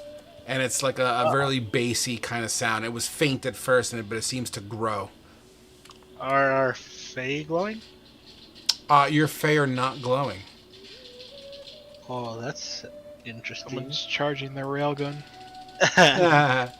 After making sure there are no call traps, I'll step through the archway. All right, so before you step through the archway, what's everyone else doing right now? I am putting away the hand axes since they're no longer needed, and putting a grip on my katana now because I can already sense. I have like a gut feeling something's gonna go south. I am clenching my cheeks. Guys, I really should have used the bathroom before I went up here. Just go off the side. I told you that like 2 hours ago. I gotta go number 2. Ugh. Go off the side. I'm following. Look, if he's going to take a shot off the side, I'm not holding his hand. You could hold the rope. Awesome. Absolutely awesome. Okay. So, let me just read something real quick. I'm sorry. Give me one moment here. I think he just shit himself. Yeah. Ernest. As the conversation goes, Constitution saving throw, Ernest. Oh god. For not to shit yourself. I'm going to give you the benefit of the doubt, and I am going to roll on the table. Your stomach aches with the need to poo. And it's the bubbly kind. And probably You got the the bubble ration that you ate earlier. If I roll above an 11, you squirt a little bit. I'm not being the fucking counterweight to him. You're able to chew it back as you kegel everything back in. Prairie dogging. Oh god. All right, guys. You all begin to make your way through the archway onto what looks to be flat ground. As you all make your way on there, you look up in front of you, and on the middle nodule of this, let's call it a rooftop, you see roots spinning and grinding its way down. These roots kind of spin, and this nodule that it's on seems to have this tar-like substance underneath it. As these roots, it's almost as if these roots are holding the tar, like someone's squeezing the tar, preventing it. You know, if your pipe was burst and you're trying to put your hands on the pipe just to try to get this to not squirt out, it's kind of like this tree is trying to do this. This tree is massive. As you look out, it hums and glows, these red swirls from about. You hear the sound woo, woo, woo. And every time you hear that wooing sound, the tree kind of fades a little bit. Fade, fade, fade, fade, fade, fade. As if it's being drained. So, what I'm going to do is show you a map. I'm gonna show you the world. Whoa. Oh, that's awesome. I see red spirits flying. Yeah, battleground. Whoops, let me fix that. Yeah, it's still loading in on my end.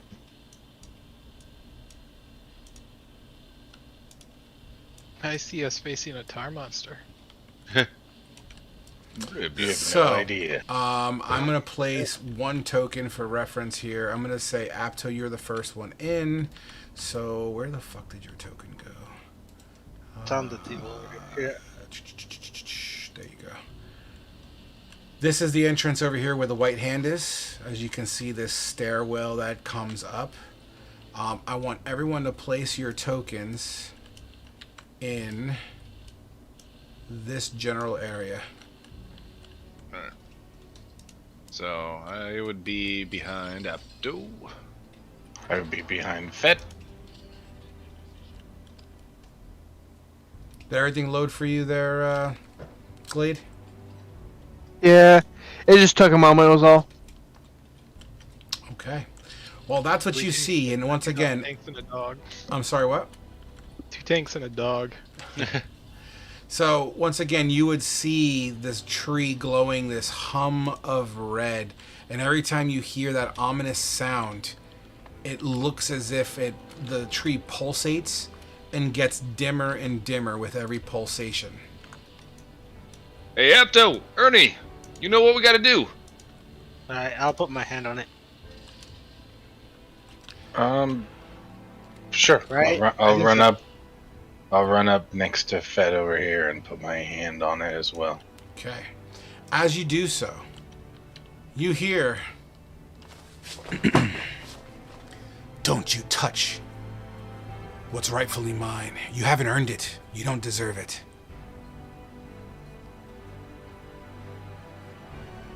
Familiar voice?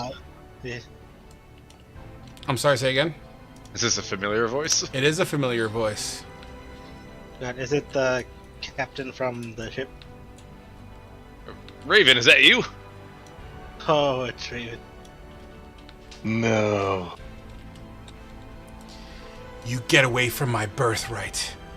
You don't deserve to be here. You don't deserve to wear them. The gift that they instill in us. The power. And you see this beam of red just kind of coming off of the tree and landing into his Fey gauntlet. And it keeps on kind of feeding him and feeding him. As you see this, well, I assume everyone would kind of wrap around at this point here, so you're welcome to put your tokens kind of in a way that you can see the dude. Not that close. Stay in the corner over here. Yep. Not that close. Fucking You're cheaters. too close. Fucking cheaters. He'd be like, "Oh yeah, I wrap How's it going, buddy? How's it going? I'm just gonna club you up in the face. Oh, Raven, it's been a long time. Fist bump, buddy. Oh my Just god. gonna go right behind him and just put my sword straight through him and just end his life.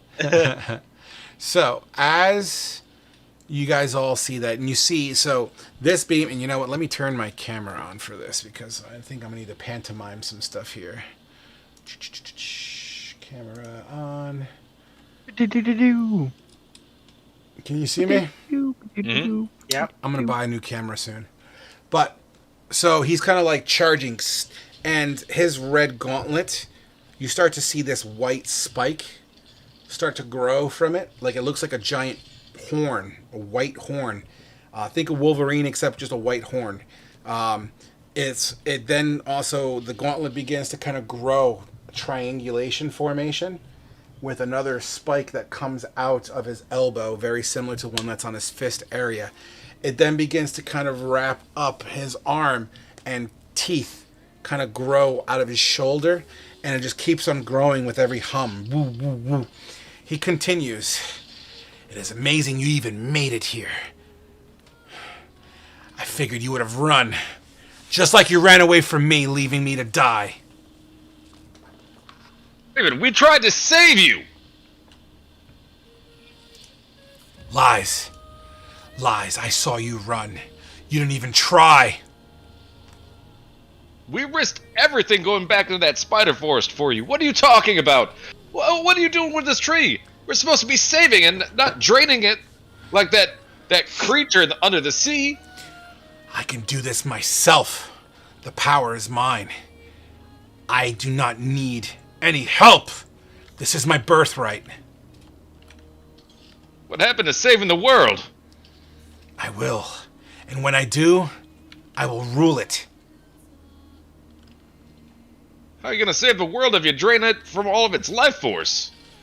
Yeah, of course. You wouldn't understand. You never understood a thing. You never appreciated the gift that was given to you. You're not worthy for it. You're not worthy of it. Put my faith in myself. I don't need to put my faith in some fae. Look, they promised me a chance to save my family. They were there for you. And now you turn your back on them? Au contraire. I'm not turning my back on them. I'm using them. I am using them for what I feel is right, for what I want to do. This is my mission. This is my destiny. This is crazy talk. Apto, Ernie, back me up here. Etto will put his hand on the hilt of his sword, like Raven. He raises his hand out. Get your hands off your weapons. I'll draw my sword. As you draw your sword, and pause. As you draw your sword, he pushes the light that's coming off of the Lauma tree into his gauntlet. He then punches it in your general direction. I need 1 second here.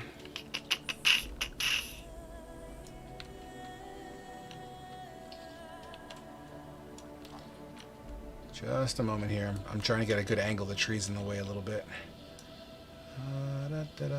Where are you, Apto? You're in the front? He's up front. Yeah.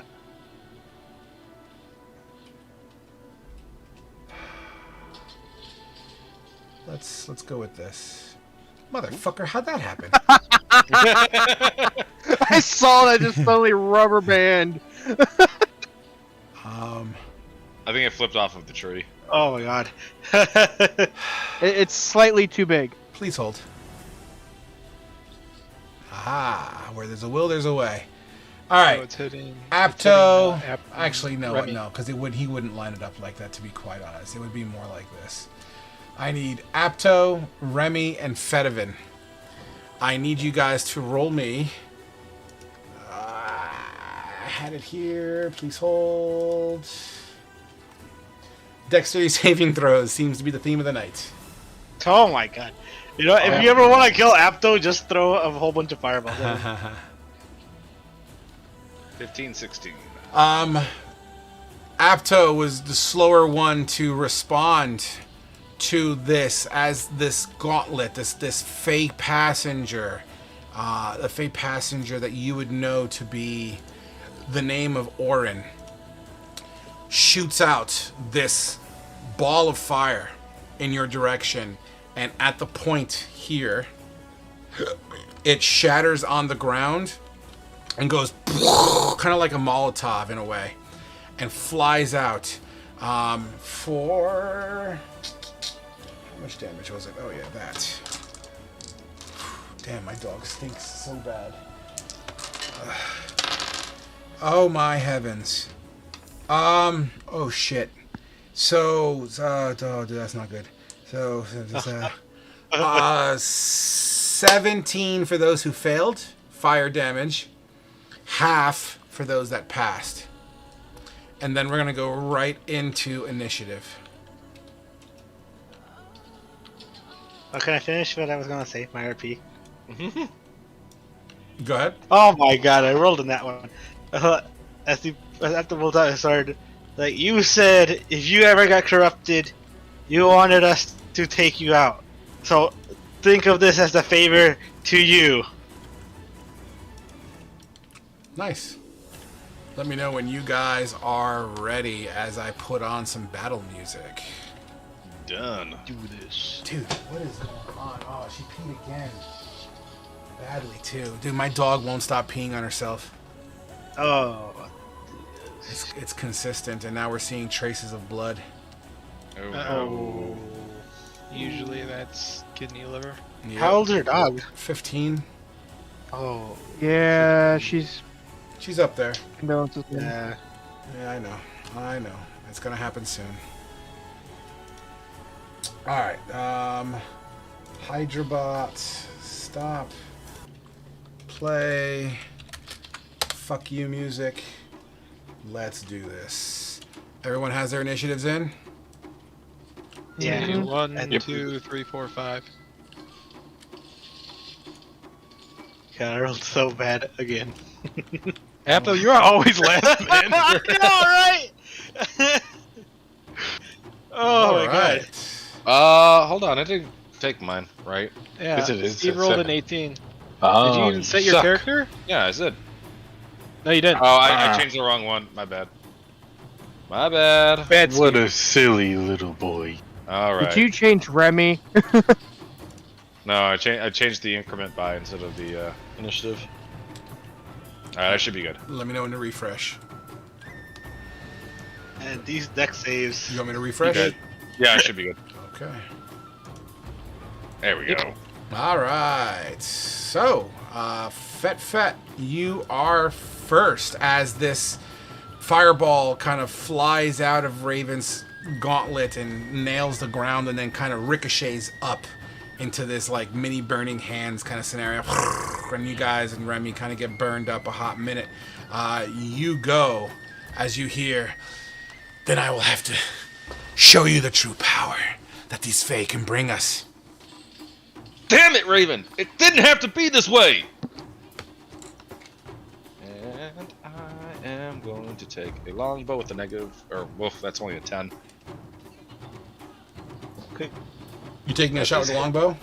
Yeah, at -3, so that's a 10. Guess it would help if I had roll 20 as my active screen, huh? With a 10, you shoot the longbow, and you see Raven catch it right out of the air, snaps it with his thumb, and throws it over the edge.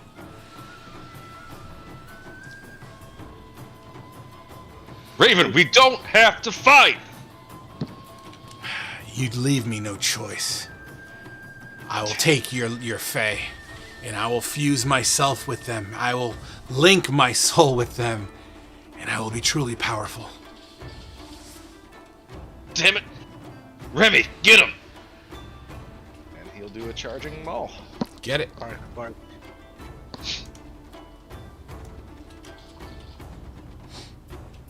Ooh. Oh no, Remy. Remy is not doing good. Is that a nat 1? I You- can't see. Oh my god. You and me both, Remy. You and me both. You should have had him do some 15. stretches. A 15. What does it say for 15? Expose the offense's enemy gets an opportunity attack. Ooh. Oh no! Ooh, no bueno. All right, 1 second. With a 22 to hit. Oh. So as Remy's charging, there's enough distance between Remy and Raven where he can kind of foresee what's about to happen, and he just kind of swings his leg up with this roundhouse kick. Boom! Smacks Remy square across the face for 8 damage. Oh my god, this guy's going to jail. Where was this? Remy goes, "Oh!" Dang it, Raven, where were you? Like, a few sessions ago. And that will be my turn. All right, Susano, you're up.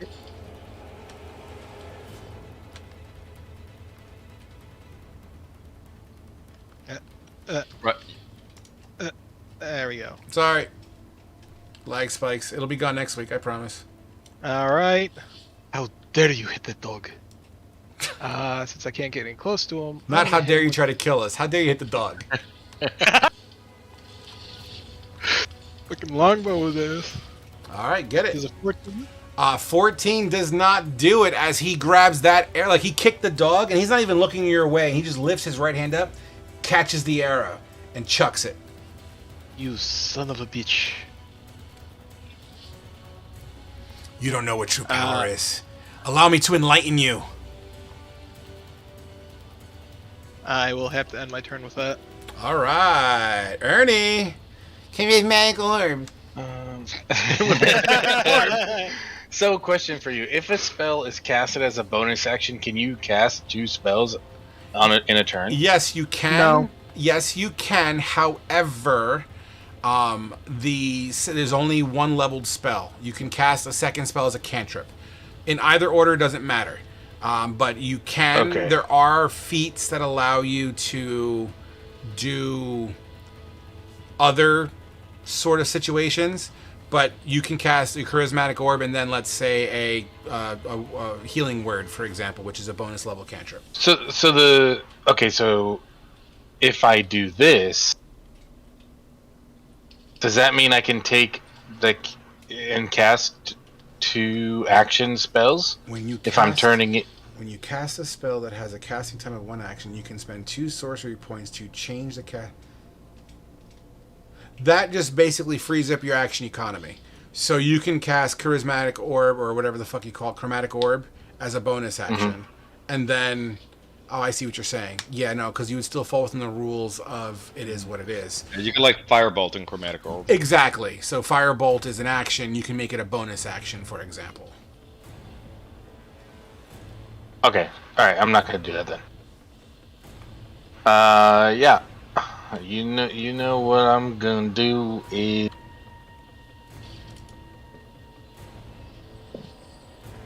I'm gonna slam my quarterstaff into the ground, and I'm going to do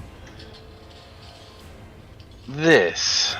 I'm going to use Twin Spell.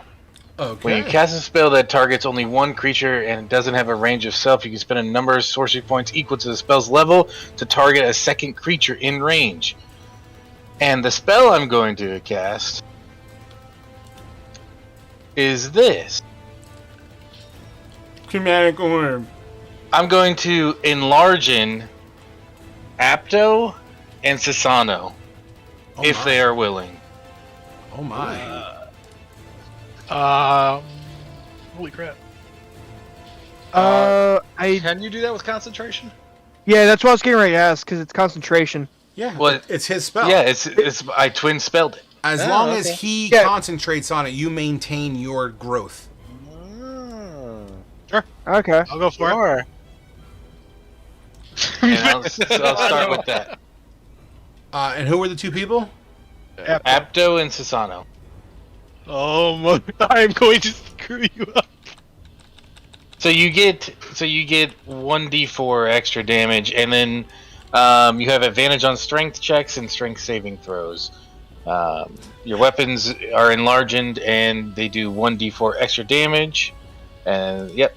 So you guys are technically large size now. Right, so I deal an extra D4. So Trolls for are the going record, to war. you want to know when you know D&D is a cool game to play? When all you got to do is increase the size of a person's minion, and all you hear is whoa. That's awesome. Yup. All right, cool, man. I'm all about it. All right, cool. And then, so you do that. And that's my turn. So that cost me 3 sorcery points Okay. to do that. Awesome Wait, sauce. so do we move further now, or do we just do more damage? No, you still keep your speed. You just gain the benefits that he told you.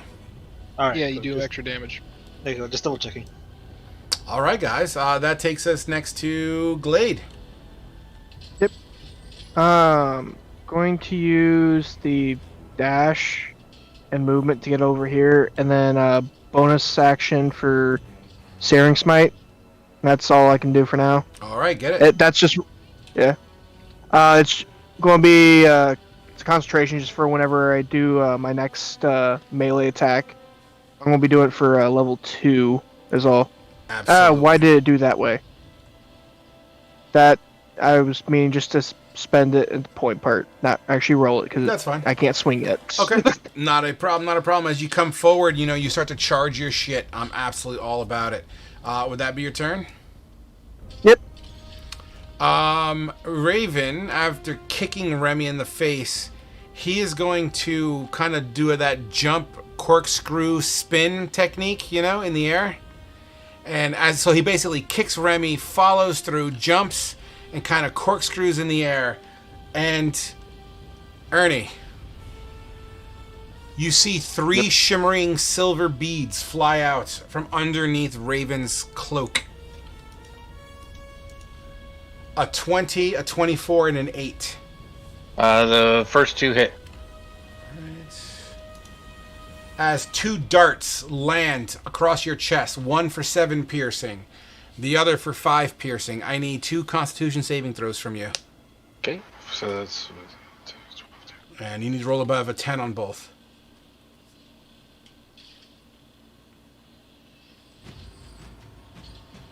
And then... So there's a 13. Yeah. And a 15. And you maintain concentration on your growth spell. Oh shit, what is he gonna do now? Huh.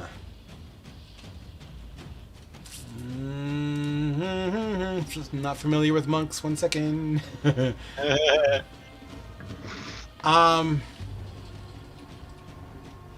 You start to see, as when he lands on the ground kicks up in a gust of wind, like a fiery wind, and we'll use 1 key point to disengage. The only question is, where the fuck is he going to disengage to?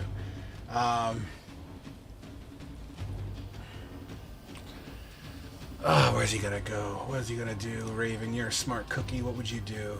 You would definitely Run into my sword.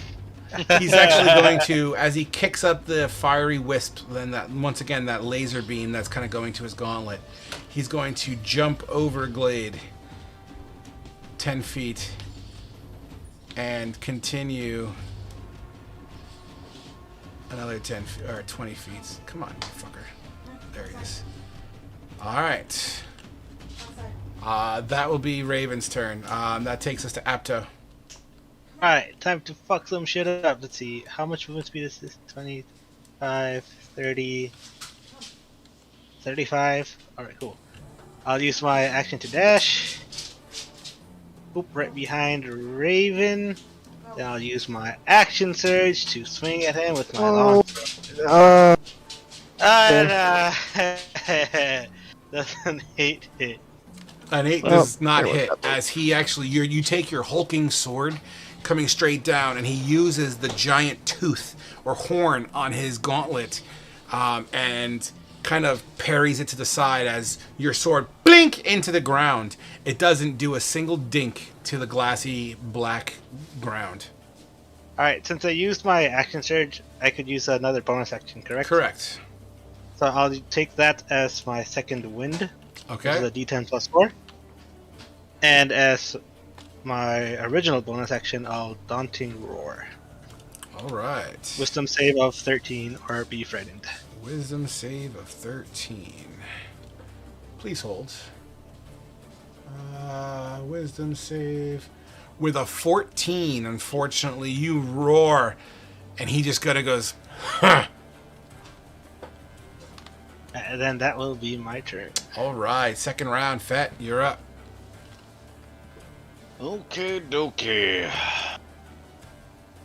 I can't see that. Yeah, there's kind of a big cat there. Alright. Remy will make a run and a maw and hopefully not get a 1. You know what? Hold on. So that's going to be queued up.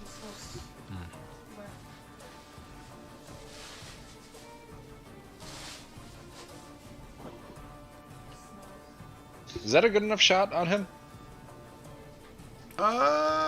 It's eking it, but you're a bowman. I'll give it to you. Okay.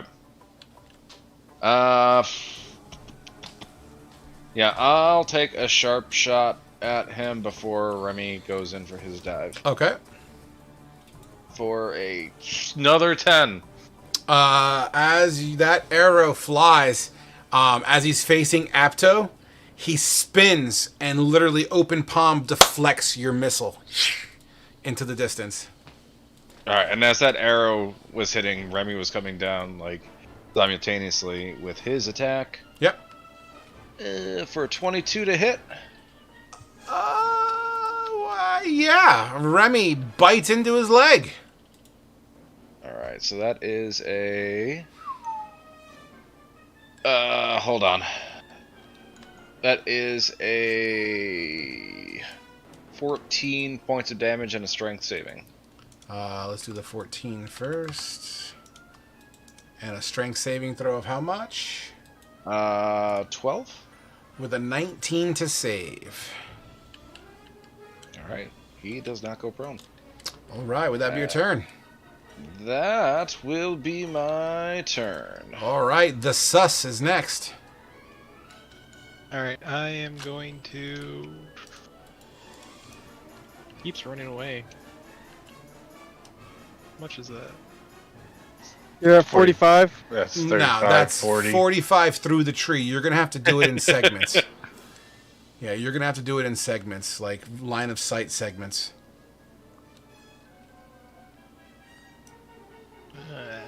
That's 30. Alright! Gonna take another shot at him with Get the it. longbow. Get it, get it, get it. And he's just gonna palm this one too. So as he spun to deflect Fedivins, he continues that corkscrew and actually kind of crescent kicks the other one away. I just really want to get close to him to show him my sword. Ranged attack versus monks. Alright, I will end my turn. All right. Be glad he isn't throwing him back at level 5 yet. Or yeah. Ernie, you're up. So, just so I'm sure of this, anytime I cast a spell, I would drop concentration, right? If I cast No. another spell? Not at all. If it's another concentration spell, yes. If it's not a Gotcha. concentration spell, no. You can maintain a concentration until you willingly drop it, or you lose it, or you change your concentration. Gotcha. Alright, I'm going to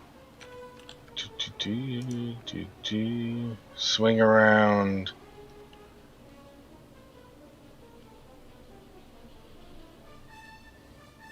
This way. For the record, how long does that enlarge last? think it's 1 minute. 1 minute. So 6 Okay. rounds. Got it. Wait, are they 10-second rounds or 6-second rounds?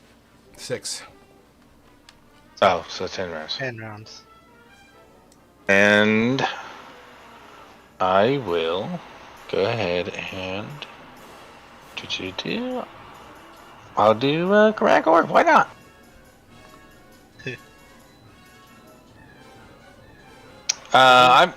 I'm gonna go ahead and use a luck before I know the outcome of that. Sure.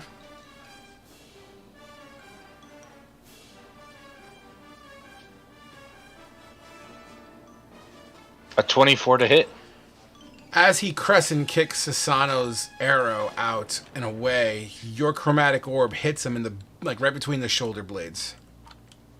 And I'm gonna do 13 poison damage to him. Poison. Hold on. Changing shit up on me. If it affects, he has like disadvantage until he makes a con save to get rid of the poison effect. I think. This is a spell. I think it's just poison damage and flat. I don't know if it has any subcategory. It's only a level 1 spell. Oh. Yeah. No. Oh, okay. I was thinking of like This the is actual not. like, This is not damage the effect. poison. This is not the poisoned effect. This is just the poison damage. Yeah. Like poison damage. Yeah. Yeah. So your chromatic orb absolutely smacks into him. He felt that as it kind of splashes around him. Ugh. Would that be your turn?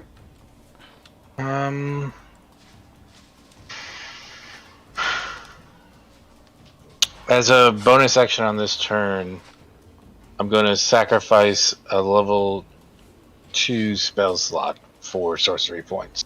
Okay. And that's with this.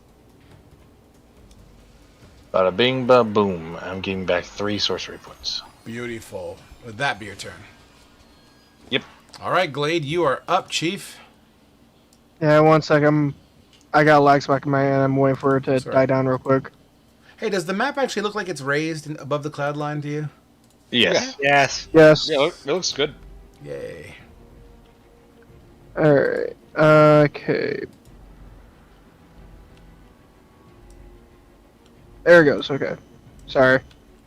Can someone is this 30 or 35? That is 25. 25? Okay. I'll put myself there because I'm not putting myself to a cliff in my back. That way we're like 1,000 feet up. So yeah, I'm going to move here, and I am going to go ahead and take that swing at him. Get it. 17. A 17 as he parries your weapon into the ground. Seriously, Jesus Christ! What the fuck damn. is this mug? Yeah. Okay, I mean that's all I got. All right. Next up is Raven himself, who will take his attention as he parries you and kind of literally uses your own weight against you. As all he does is just redirect the flow of traffic. Now with your hammer down, he's going to take his left arm and kind of backhand it with that claw, follow up with a punch to the chest, and then an elbow to the side of your face. So pop, pop, pop. Frog, as he does that, my feat says that if I'm within 5 feet of him and he doesn't have the sentinel feat, I can take an opportunity attack on him. Which feat is this? Can you link it?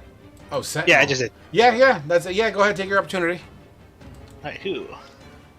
10 doesn't do it. So I gotta scroll up real quick. 1 second. So the hits were a 10, a 21, and a 27. 10, 21, and 7 on me. Yep. The 21 will hit. The 10 and 7 won't. 27. Oh, okay, so it was 10, 27, and then what was the third one? A 10, a 21, and a 27. Okay, 21. Okay, yeah, the two 20s will hit, the 10 won't. Gotcha. Both of these collide into you. Pop, pop, pop! 10 bludgeoning damage each, so 20 damage total. Alright, I'm going to Hellish Rebuke at second level as a reaction. Ooh, that's gonna hurt. Yes, it is.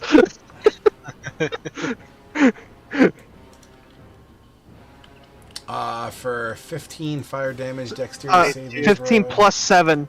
Plus nerve 7. And half if I save, right? Yep.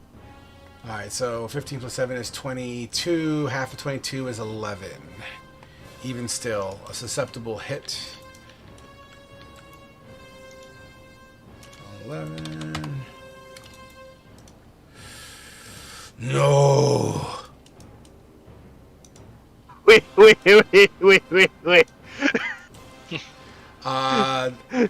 believe That sounds like a... So he'll use a key point. As you see, he stomps the ground. This wispy fire kind of ejects him into the air a little bit, i.e. disengages. And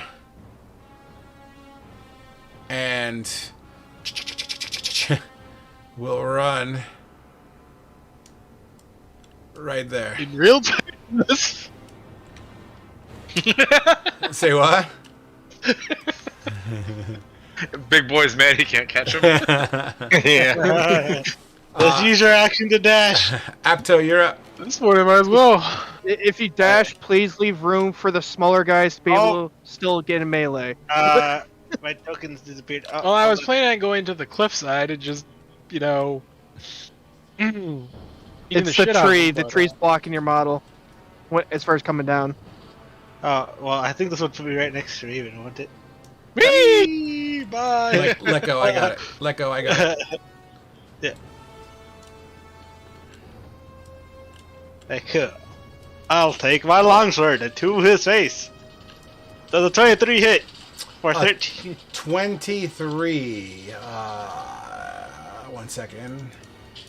How many key points do I got left?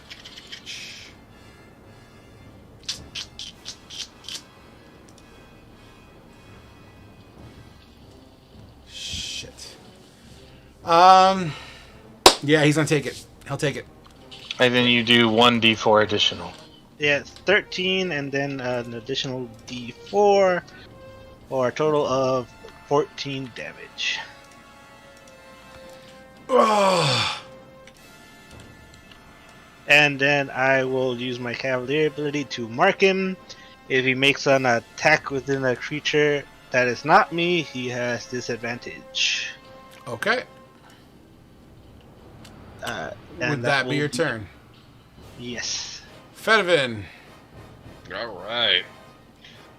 Remy's gonna come around the corner here, run up Apto's back, jump off his shoulder, and make a dive on Raven. Get it. I love color. I love it when shit like that happens. For a 11. 11 doesn't do it. You're lucky you didn't roll a 1 because I was going to have Remy do a dex check to fall off the side. Oh God. I will put away my bow, take out my rapier for half my movement, and take a swing. Get it. 19? Or 20, actually. 20 does hit. It's the practice we had. Yeah. I was gonna flavor it that way too. That he planted his feet.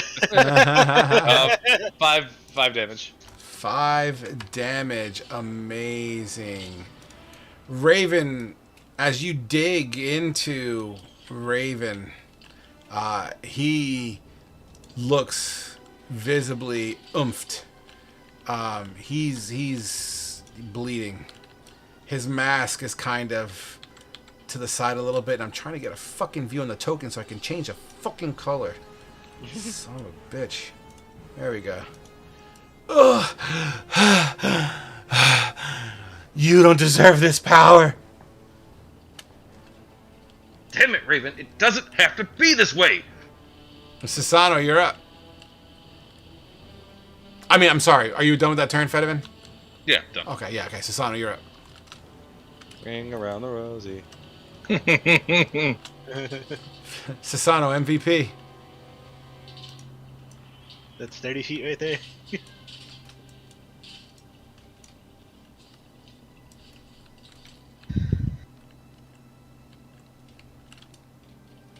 I don't know if I could hear him. Can you guys hear him? I don't hear him either. I cannot either.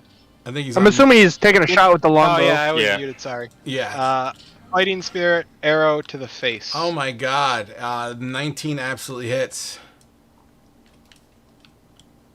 6 piercing. You knock his mask clean off. His face is like, so the gauntlet has crawled under his clothing, and you start to see like half of this gauntlet growing through his neck, and it covers half of his face underneath. His gauntlet was not his gauntlet. His mask was in the spiders. Yeah, the mask that you found was in the spiders. Okay, fair enough. He could have had a spare mask. yeah, fair enough. Yeah, he could have. Like, you're really gonna bash me on the small intricacy of his fucking mask being in the woods? Like, Maybe what, maybe he had a what, mask. Hold underneath on. that mask. What relevance Oh, does that do at all to the story? Nothing. You But know sure, what? What you if know he what? has a beautiful face, and You we know all what? fall in love with You hit him in the ear. He's now bleeding in the ear. He doesn't have his mask. All right, does that make you feel better? Yes. Okay, good. I'm happy we solved the mask crisis. Hey, real quick, just because I know Bry's new. Bry, did you take that feat with your level up? Elvish, yeah. So for future reference, you can roll again. I mean, And you had do a D4 additional damage, by the way. Oh yeah, D4. D4. 2 damage. So for a Yeah, total. just for future reference, Bry, you get another roll just in case you can crit. True. I'm going to action surge, by the way. Oh my God. I am very angry. And now he's gonna get a sword to the face. Get it. Wait, But because I have advantage and I have this, I believe I can re-roll. You have Correct. uncanny aim when attacks roll in precision rather than brute force. You gain the following benefits: increase your dexterity. Yeah. Whenever you have an advantage attack. I mean, it doesn't specify. It doesn't specify range or melee. So yeah, I guess that would work. All But right, real quick, so- so you moved up. Hold on before you go nuts. You moved up your movement. How'd you get up to Raven to attack? I action surge. Action surge. Yeah, we verified doesn't give you the movement. Oh. You'll have had to dash with the action surge to get up. Okay, then I will dash with the action surge then, and I won't take an attack then. Yeah, because a dash would be a bonus action, right? No. Correct. No. You can take the dash action. Yeah, but he moved. Hold on. He moved and shot a bow. So that takes his Yep. one turn Yeah, economy. so he'd have to use another action to dash. Yeah, so if he actions... okay, so you can just close the gap but not attack is what you're saying. Yep. I'm closing the gap. Okay, I see now. I'm sorry. Ignore everything that went on. Just yep. No, you're good. Thank You're you. good. I didn't understand Thank it you for first. clarifying that. No problem. Yep. And that would be your I turn? Yes, I don't want him to jump away again because it's getting very irritating. Ninja vanish! No, Ernie, you're up. Hit this. All right. I'm gonna Palpatine. wait. Sorry. Just reading, Palpatine. making sure. Square. A 5-foot square is just one block that we're in, correct? Correct. Okay, cool. Yeah, so a 5-foot square would be like all the squares are one block around you. As far as like That's a range. 15-foot square. A DC 13 strength save. 13 strength. Oh, that's cakewalk. 1 second. I failed. He takes 8 bludgeoning. And the target is restrained. Yeah. What exactly happens? Like this earthly fist? It's just like like the hand comes out of the ground and just grabs him like around the waist and basically like squeezes him? and squeezes him. Yeah. As this hand comes out of this ground, and it mimics the earth that you're standing on right now, at least in texture and size and whatnot and color, it comes up, and as it grabs around Raven, I'm going to say the fist is a bit, enough to wrap around his midsection, and the bludgeoning damage, you hear pop, pop, pop, and you just see Raven and just kind of go lifeless in this earthen grasp. The laser beam between the tree and Raven disappears. And you begin to see Raven's gauntlet, Orin, begin to shrivel up. And as it shrivels up, it recoils itself into a little gem, falls to the floor. Bing, bing, bing, bing, bing, bing, bing, bing, bing, bing. And that's where we're going to end tonight's session, boys and girls.